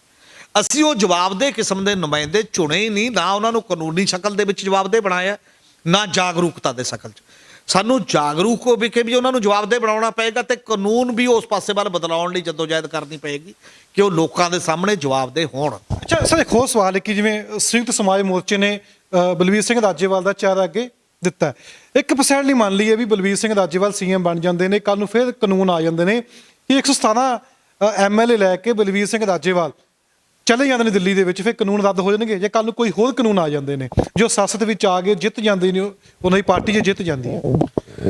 ਨਹੀਂ, ਵੈਸੇ ਤਾਂ ਇਹ ਇੱਕ ਹਾਈਪੋਥੈਟੀਕਲ ਕੁਐਸਚਨ ਨੇ। ਪ੍ਰਧਾਨ ਮੰਤਰੀ ਵੀ ਤੁਸੀਂ ਬਣਾ, ਜਿਹੜਾ ਸਿਸਟਮ ਸਮਝਣਾ ਬਹੁਤ ਜ਼ਰੂਰੀ ਹੈ। ਸਿਸਟਮ ਕੀ ਹੈ ਦੁਨੀਆ ਦਾ? ਕਾਰਪੋਰੇਟ ਡਿਵੈਲਪਮੈਂਟ ਦਾ ਮਾਡਲ ਇਕੱਲੇ ਭਾਰਤ ਦਾ ਨਹੀਂ, ਪੰਜਾਬ ਤਾਂ ਦੂਰ ਦੀ ਗੱਲ ਹੈ, ਦੁਨੀਆ ਦਾ ਮਾਡਲ ਹੈ। ਦੁਨੀਆ 'ਚ ਭਾਰਤ ਸਰਕਾਰ ਦੀ ਵੀ ਜੋ ਬਾਂਹ ਮਰੋੜੀ ਜਾ ਰਹੀ ਹੈ। ਇਹ WTO ਦਾ ਪਿਛਲੇ ਅਜੇ 2 ਹਫ਼ਤਿਆਂ ਦਾ ਪੁਰਾਣਾ ਗੱਲ ਹੈ। ਭਾਰਤ ਸਰਕਾਰ ਜਿਹੜਾ ਸ਼ੂਗਰ ਤੇ ਖੰਡ ਦੀ ਨਿਰਯਾਤ ਤੇ ਸਬਸਿਡੀ ਦਿੰਦੀ ਸੀ, ਉਹ ਹਾਰ ਚੁੱਕੀ ਹੈ। ਉੱਥੇ ਨਵਾਂ ਹੁਣ ਅਪੀਲ ਪਾਈ ਹੈ ਉੱਥੇ, ਤੇ ਇੰਟਰਨੈਸ਼ਨਲ ਉਹ ਜਿਹੜਾ ਪੈਨਲ ਸੀਗਾ, ਜਿਹੜਾ ਡਿਸਪਿਊਟ ਸੈਟਲਮੈਂਟ ਪੈਨਲ ਸੀ, ਉੱਥੇ ਹਾਰ ਗਏ। ਇਸ ਲਈ ਕੱਲਾ ਇੱਥੇ ਤੱਕ ਵਾਲਾ ਮਾਮਲਾ ਨਹੀਂ, ਪਾਲਿਸੀ ਦਾ ਮਾਮਲਾ ਗਲੋਬਲ ਮਾਮਲਾ ਹੈ। ਤੇ ਕੱਲਾ ਪ੍ਰਧਾਨ ਮੰਤਰੀ ਵੀ ਸਭ ਕੁਝ ਨਹੀਂ ਕਰ ਸਕਦਾ, ਕੱਲਾ ਚੀਫ ਮਿਨਿਸਟਰ ਵੀ ਸਭ ਕੁਝ ਨਹੀਂ। ਤੁਸੀਂ ਕਹਿੰਦੇ ਸੀ ਕਿ 117 ਬੰਦੇ ਚਲੇ ਜਾਂਦੇ, ਅੰਦੋਲਨ ਲੱਗਿਆ ਸੀ, ਤੁਸੀਂ ਕਹਿੰਦੇ ਸੀ MLA ਚਲੇ ਜਾਂਦੇ। ਉਹ ਟੈਕਨੀਕਲ ਐ ਨਹੀਂ ਨਾ, ਚਲੇ ਜਾਂਦੇ ਤਾਂ ਦਬਾਅ ਵੱਧਦਾ ਹੈ। ਇਸੇ ਤਰ੍ਹਾਂ ਭਾਰਤ ਇੱਕ ਸਟੈਂਡ ਲਏਗਾ, ਪੂਰੇ ਦੇਸ਼ਾਂ ਦੇ ਵਿੱਚ ਕਾਰਪੋਰੇਟ ਦੇ ਖਿਲਾਫ ਦਬਾਅ ਵਧੇਗਾ। ਜੇ ਅੰਦਰਲੀ ਚੁਣੀ ਹੋਈ ਸਰਕਾਰ ਵੀ ਭਾਰਤ ਦੇ ਅੰਦਰਲੀ ਐਸੀ ਹੋ ਜੇ ਜਿਹੜੀ ਕਾਰਪੋਰੇਟ ਦੇ ਖਿਲਾਫ ਸਟੈਂਡ ਲੈ ਸਕੇ, ਤਾਂ ਉਹਦੇ ਨਾਲ ਲੜਾਈ ਭਾਰਤ ਦੀ ਗਲੋਬਲ ਲੈਵਲ ਤੇ ਵਧੂਗੀ ਕਾਰਪੋਰੇਟ ਦੇ ਖਿਲਾਫ ਜਾਂ ਘਟੂਗੀ। ਮੈਂ ਤਾਂ ਉਹ ਸਵਾਲ ਕਰ ਰਿਹਾ। ਜਾਂ ਅੰਦਰ ਕਾਰਪੋਰੇਟ ਦੇ ਨੁਮਾਇੰਦੇ ਹੀ ਬੈਠੇ ਹੋਣ ਤੇ ਇਕੱਲੇ ਬਾਹਰ ਅੰਦੋਲਨ ਹੋਣ, ਕੀ ਉਹਦੇ ਨਾਲ ਜ਼ਿਆਦਾ ਅੰਦੋਲਨ ਮਜ਼ਬੂਤ ਹੁੰਦੇ ਨੇ? ਜਾਂ ਜੇ ਦੋਨਾਂ 'ਚ ਅੱਧ ਪਚੱਧ ਇਕੱਠਾ ਵੀ ਹੋਵੇ ਤੇ ਅੰਦੋਲਨ ਤਾਂ ਚੱਲਣਗੇ। ਅੰਦੋਲਨਾਂ ਦਾ ਕੋਈ ਬਦਲ ਨਹੀਂ ਹੈ ਸਰਕਾਰ, ਅੰਦੋਲਨ ਹਰ ਹੱਥ 'ਚ ਹੋਣਗੇ ਔਰ ਹੋਣੇ ਚਾਹੀਦੇ ਨੇ, ਇਹਦੇ ਬਿਨਾਂ ਕੋਈ ਚਾਰਾ ਨਹੀਂ ਹੈ। ਪਰ ਜੇਕਰ ਜਿਹੜੀਆਂ ਚੁਣੀਆਂ ਹੋਈਆਂ ਸਰਕਾਰਾਂ ਨੇ ਉਹ ਅੰਦੋਲਨ ਵਾਲੀ ਵਿਚਾਰਧਾਰਾ ਦੇ ਨਾਲ ਲੈਸ ਹੋ ਕੇ ਉਹਦੇ ਨਾਲ ਜਾਂਦੀਆਂ ਨੇ, ਉਹ ਕਿੰਨਾ ਕਰ ਸਕਦੀਆਂ ਨੇ ਨਹੀਂ ਉਹਨਾਂ ਅਲੱਗ ਹੈ, ਤਾਂ ਉਹਦੇ ਨਾਲ ਅੰਦੋਲਨ ਵੀ ਮਜ਼ਬੂਤ ਹੋਣਗੇ। ਔਰ ਉਹਦੇ ਅੰਦੋਲਨਾਂ ਦੇ ਨਾਲ ਉਹੀਆਂ ਜਾਂ ਸਰਕਾਰਾਂ ਮਜ਼ਬੂਤ ਹੋਣਗੀਆਂ ਜੇਕਰ ਉਹ ਕਰਨਗੇ ਜਿਹੜੇ ਲੋਕ ਇਸ ਸੀਮਤ ਡੈਮੋਕ੍ਰੇਸੀ ਦੇ ਵਿੱਚ ਵੀ ਯਕੀਨ ਰੱਖਦੇ ਨੇ। ਪਰ ਇਸ ਸੀਮਤ ਡੈਮੋਕ੍ਰੇਸੀ ਨੂੰ ਵਧਾਉਣਾ ਕਿਵੇਂ ਹੈ? ਇਹਦੇ 'ਚ ਤਬਦੀਲੀ ਦਬਾਅ ਦੇ ਰਾਹੀਂ ਕਾਨੂੰਨ ਬਦਲਾਉਣਾ, ਤਬਦੀਲੀਆਂ ਕਰਾਉਣਾ, ਜਿਹੜੀ ਤਬਦੀਲੀ ਸੰਵਿਧਾਨ 'ਚ ਕਰਨੀ ਹੈ ਉਹ ਸੰਵਿਧਾਨ 'ਚ ਕਰਾਉਣਾ। ਮੰਨ ਲਓ ਫੈਡਰਲਿਜ਼ਮ ਦਾ ਸਵਾਲ ਹੈ, ਜਿਹੜੇ ਜਦੋਂ ਪਹਿਲਾਂ ਐਜੂਕੇਸ਼ਨ 1976 'ਚ ਐਮਰਜੈਂਸੀ ਦੌਰਾਨ ਇੰਦਰਾ ਗਾਂਧੀ ਨੇ ਆਪਣੇ ਕਬਜ਼ੇ 'ਚ ਲੈ ਲਈ ਸੀ, ਕੇਂਦਰ ਕੋਲ ਚਲੀ ਗਈ ਸੀ। ਜੇ ਉਦੋਂ ਹੀ ਵੱਡੇ ਅੰਦੋਲਨ ਵੀ ਹੁੰਦੇ ਤੇ ਅੰਦਰ ਵੀ ਜਿਹੜੀਆਂ ਧਿਰਾਂ ਉਹ ਹੁੰਦੀਆਂ ਕਿ ਗਲਤ ਕੀਤਾ, ਸਾਰੀਆਂ ਸਭਾਵਾਂ ਵੀ ਉਹਦੇ ਸੋਧ ਨਾ ਹੋਣ ਦਿੰਦੀਆਂ। ਸੰਵਿਧਾਨ 'ਚ ਸੋਧ ਚਾਹੀਦੀ ਹੈ ਨਾ, ਤਾਂ ਵਾਪਸ ਆ ਜਾਂਦਾ ਉਹ ਅਧਿਕਾਰ। ਹੁਣ ਉਸ ਤੋਂ ਬਾਅਦ ਇੱਕ ਪ੍ਰੋਸੈਸ ਹੈ, ਲਗਾਤਾਰ ਸਾਰੇ ਅਧਿਕਾਰ ਕੇਂਦਰ ਕੋਲ ਜਾ ਰਹੇ ਨੇ। ਅੰਦਰ ਅਸੈਂਬਲੀਆਂ ਵੀ ਉਹਨੂੰ ਪ੍ਰਵਾਨ, GST ਹੈ, ਸਾਡੀ ਅਸੈਂਬਲੀ ਨੇ ਵੀ ਪਾਸ ਕੀਤਾ ਉਹਦੇ ਪੱਖ 'ਚ ਕਾਨੂੰਨ। 50% ਅਸੈਂਬਲੀਆਂ ਚਾਹੀਦੀਆਂ ਨੇ। ਜੇ ਉਹਨਾਂ 50% ਅਸੈਂਬਲੀਆਂ ਤੋਂ ਵੱਧ ਵਿਧਾਨ ਸਭਾਵਾਂ 'ਚ ਇਹੋ ਜਿਹੇ ਨੁਮਾਇੰਦੇ ਹੁੰਦੇ ਜਾਂ ਵਿਧਾਨ ਸਭਾਵਾਂ ਇਹੋ ਜਿਹੀਆਂ ਹੁੰਦੀਆਂ ਜਿਹੜੀ ਉਹਦੇ ਖਿਲਾਫ ਖੜੀਆਂ ਹੋ ਜਾਂਦੀਆਂ, ਤਾਂ ਸੰਵਿਧਾਨਕ ਸੋਧ ਨਹੀਂ ਸੀ ਹੋਣੀ। ਇਸ ਲਈ ਇੱਕ ਲਿਮਟਿਡ ਲੈਵਲ ਦਾ ਜਿਹੜੀਆਂ ਚੀਜ਼ਾਂ ਨੇ, ਉਹ ਲਿਮਟਿਡ ਲੈਵਲ ਦਾ ਅਸਰ ਉਹਦੇ ਤੋਂ ਵੀ ਇਨਕਾਰ ਕਰ ਜਾਣਾ, ਇਹ ਇੱਕ ਅਲੱਗ ਗੱਲ ਹੈ। ਤੇ ਉਹਦੇ ਤੋਂ 100% ਉਮੀਦ ਕਰਨਾ, ਇਹ ਵੀ ਦੂਜਾ ਪਾਸਾ। ਦੋਨੋਂ ਵਨ ਸਾਈਡਡ ਚੀਜ਼ਾਂ ਨੇ। ਪੰਜਾਬ ਦੇ ਵਿੱਚ ਕਾਂਗਰਸ ਤੇ ਅਕਾਲੀ ਦਲ ਆਉਂਦੇ ਰਹੇ ਨੇ, ਲੋਕਾਂ ਦਾ ਹੁਣ ਗੁੱਸਾ ਹੋਊਗਾ ਕਿ ਉਹ ਹੁਣ ਸੰਯੁਕਤ ਸਮਾਜ ਮੋਰਚੇ ਨੂੰ ਵੋਟਾਂ ਪਾਉਣਗੇ ਕਿ ਆਮ ਆਦਮੀ ਪਾਰਟੀ ਨੂੰ ਪਾਉਣਗੇ, ਕਿਉਂਕਿ ਆਮ ਆਦਮੀ ਪਾਰਟੀ ਵੀ ਸੱਤਾ ਵਿੱਚ ਨਹੀਂ, ਪੰਜਾਬ ਦੇ ਵਿੱਚ ਚੋਣਾਂ ਲੜੀਆਂ, ਪਿਛਲੀ ਵਾਰੀ ਹਾਰ ਗਈ। ਇਹ ਗੁੱਸਾ ਹੋਊਗਾ ਲੋਕਾਂ ਦਾ, ਜਾ ਸਕਦੇ ਨੇ ਲੋਕੀ ਵੰਡੇ ਜਾ ਸਕਦੇ ਨੇ ਆਮ ਆਦਮੀ ਪਾਰਟੀ ਜਾਂ ਸੰਯੁਕਤ ਸਮਾਜ ਮੋਰਚੇ ਦੇ ਵਿੱਚ, ਜੇ ਦੂਸਰੇ ਦੋ ਪਾਰਟੀਆਂ ਦਾ ਗੁੱਸਾ ਰਹੂਗਾ। ਦੇਖੋ, ਰਾਜਨੀਤੀ 'ਚ ਕਦੇ ਵੀ 2 ਗੁਣਾ 2 ਜਾਂ 2 ਜਮਾ 2 4 ਨਹੀਂ ਹੁੰਦੇ। ਰਾਜਨੀਤੀ ਬਹੁਤ ਨੇੜ ਤੱਕ ਜਾ ਕੇ ਪ੍ਰਭਾਵਿਤ ਕਰਦੀ ਹੁੰਦੀ ਹੈ। ਅੱਜ ਨਹੀਂ ਕਿਹਾ ਜਾ ਸਕਦਾ, ਪਹਿਲਾਂ ਕੰਪੇਨਾਂ ਚੱਲਣਗੀਆਂ, ਕੰਪੇਨ ਚੱਲਣ ਤੋਂ ਬਾਅਦ ਲੋਕਾਂ ਦਾ ਰੁਖ ਹੋਏਗਾ। ਇੱਥੇ ਬੜੇ ਵਾਰ ਹਜੂਮੀ ਉਹ ਵੀ ਚੀਜ਼ਾਂ ਹੋਈਆਂ ਨੇ, ਜਿਵੇਂ ਲੋਕ ਜਾ ਕੇ ਪਤਾ ਲੱਗਿਆ ਰਾਤਾਂ ਨੂੰ ਬਦਲ ਗਏ, 2 ਦਿਨ ਪਹਿਲਾਂ ਚੇਂਜ ਆ ਗਈ ਹੈ ਤੇ ਬੜਾ ਕੁਝ ਬਦਲਿਆ ਜਾ ਚੁੱਕਿਆ। ਜਦੋਂ 2014 'ਚ ਆਮ ਆਦਮੀ ਪਾਰਟੀ ਦੇ ਕੈਂਡੀਡੇਟ ਖੜੇ ਸੀ, ਉਦੋਂ ਥੋੜ੍ਹੀ ਪਤਾ ਸੀ 4 ਜਿੱਤ ਜਾਣਗੇ, 4 ਨੇੜੇ ਚਲੇ ਜਾਣਗੇ ਜਿੱਤਦੇ। ਇੱਦਾਂ ਉਹ ਚਲਦੇ ਚਲਦੇ ਬੰਦਿਆਂ ਨੂੰ ਵੀ ਨਹੀਂ ਸੀ ਜਾਣਦੇ ਲੋਕ, ਬਹੁਤਿਆਂ ਨੂੰ ਤਾਂ ਜਿਹੜੇ ਕੈਂਡੀਡੇਟ ਖੜੇ ਕਰਤੇ ਸੀ। ਜਿਵੇਂ ਜਿਵੇਂ ਨੇੜੇ ਆਏਂਗੇ ਉਹ ਹਵਾ ਬਣ ਗਈ ਇੱਕ ਟਾਈਪ ਦੀ, ਤੇ ਹਵਾ ਨੇ ਚੱਕ ਕੇ ਬਾਕੀ ਚੀਜ਼ਾਂ, ਪੈਸਾ, ਸ਼ੋਹਰਤ, ਸਭ ਚੀਜ਼ਾਂ ਪਰੇ ਰੱਖਤੀਆਂ, ਚੱਕ ਕੇ ਆਮ ਬੰਦਿਆਂ ਨੂੰ ਜਿਤਾਤਾ ਜਿਹੜੇ ਬੰਦੇ ਉਦੋਂ ਆਏ ਸੀਗੇ। ਹੁਣ ਆਮ ਆਦਮੀ ਪਾਰਟੀ ਕੋਲ ਉਹੀ ਜਿਹੀ ਹਵਾ ਅਜੇ ਨਹੀਂ ਹੈ ਜੇ ਦੇਖਿਆ ਜਾਏ। ਹਾਂ, ਇੱਕ ਗੱਲ ਜ਼ਰੂਰ ਚੱਲ ਰਹੀ ਸੀ ਪਿਛਲੇ ਦਿਨਾਂ ਦੇ ਵਿੱਚ ਕਿ ਦੂਜਿਆਂ ਨਾਲੋਂ ਅਜੇ ਆਮ ਆਦਮੀ ਜਿਹੜੇ ਆਵਾਜ਼ ਸੁਣਦੇ ਨੇ, ਜਿੰਨੇ ਵੀ ਪੱਤਰਕਾਰ ਵੀ ਜਾਂਦੇ ਨੇ ਬਾਹਰ ਵੀ, ਆਮ ਆਦਮੀ ਨੂੰ ਦੇਖ ਲਓ ਐਤਕੀ ਚਲੋ ਫਲਾਨਾ ਨਹੀਂ ਧਮਕਾਰੀ। ਜਦੋਂ ਇੱਕ ਹੁਣ ਨਵਾਂ ਮੋਰਚਾ ਆ ਗਿਆ ਤਾਂ ਇਹਦਾ ਕੀ ਇੰਪੈਕਟ ਪੈਣਾ, ਇਹ ਅਜੇ ਤਾਂ ਫਾਰਮੇਸ਼ਨ ਆਈ। ਸਵਾਲ ਇਹ ਹੋਏਗਾ ਕਿ ਉਹ ਕਿਹੜੇ ਮੁੱਦੇ ਲੈ ਕੇ ਆਉਂਦੇ ਨੇ, ਕਿਹੜੇ ਏਜੰਡੇ ਤੇ ਇਲੈਕਸ਼ਨ ਲੜਦੇ ਨੇ, ਕਿਹੋ ਜਿਹੇ ਕੈਂਡੀਡੇਟ ਲੈ ਕੇ ਆਉਂਦੇ ਨੇ, ਕਿਸ ਤਰੀਕੇ ਦੀ ਪਲਾਨਿੰਗ ਚੋਣ ਕੰਪੇਨ ਦੀ ਹੁੰਦੀ ਆ, ਉਹ ਸਾਰੀਆਂ ਗੱਲਾਂ ਤੇ ਨਿਰਭਰ ਹੋਊਗਾ। ਅੱਜ ਇਹ ਕੋਈ ਕੈਟਾਗਰੀਕਲੀ ਇਹ ਨਹੀਂ ਕਿਹਾ ਜਾ ਸਕਦਾ ਫਲਾਨਾ ਜਿੱਤ ਗਿਆ ਫਲਾਨਾ ਹਾਰ ਗਿਆ। ਗੁੱਸੇ ਦੀ ਗੱਲ ਕਰਾਂ, ਗੁੱਸਾ ਹੈਗਾ ਲੋਕਾਂ ਨੂੰ? ਗੁੱਸਾ ਹੈਗਾ, ਉਹ 'ਚ ਤਾਂ ਕੋਈ ਦੋਰਾਮਾ ਨਹੀਂ। ਇਹ ਵੋਟ ਕਿਹੜੇ ਪਾਸੇ ਜਾਏਗੀ ਗੁੱਸੇ ਦੇ ਕਾਰਨ? ਉਹੀ ਗੁੱਸੇ ਦੇ ਕਾਰਨ ਵੋਟ ਲੋਕ ਜੱਜ ਕਰਦੇ ਨੇ, ਲੋਕ ਬੈਟਰ ਜੱਜ ਨੇ ਮੇਰਾ ਖਿਆਲ ਆ ਉਸ ਸਮੇਂ ਦੇ ਹੁੰਦੇ। ਲੋਕਾਂ ਤੇ ਕੋਈ ਗੱਲ ਛੱਡ ਦੇਣੀ ਚਾਹੀਦੀ ਆ, ਆਪਣੀ ਵਿਦਵਾਨੀ ਐਡੀ ਨਹੀਂ ਹੁੰਦੀ ਕਿ ਜਿਹੜੇ ਇਸੇ ਕਰਕੇ ਆ ਸਾਰੇ ਸਰਵੇ ਜਦੋਂ ਵੀ ਹੁੰਦੇ ਨੇ ਦੇਸ਼ ਪੱਧਰ ਦੇ ਉੱਤੇ, ਉਹ ਸਾਰੇ ਇੱਧਰ ਉੱਧਰ ਕਰ ਦਿੰਦੇ ਨੇ ਲੋਕ ਬੜੀ ਵਾਰ ਜਾ ਕੇ, ਜਦੋਂ ਵੀ ਚੀਜ਼ਾਂ ਹੁੰਦੀਆਂ ਨੇ।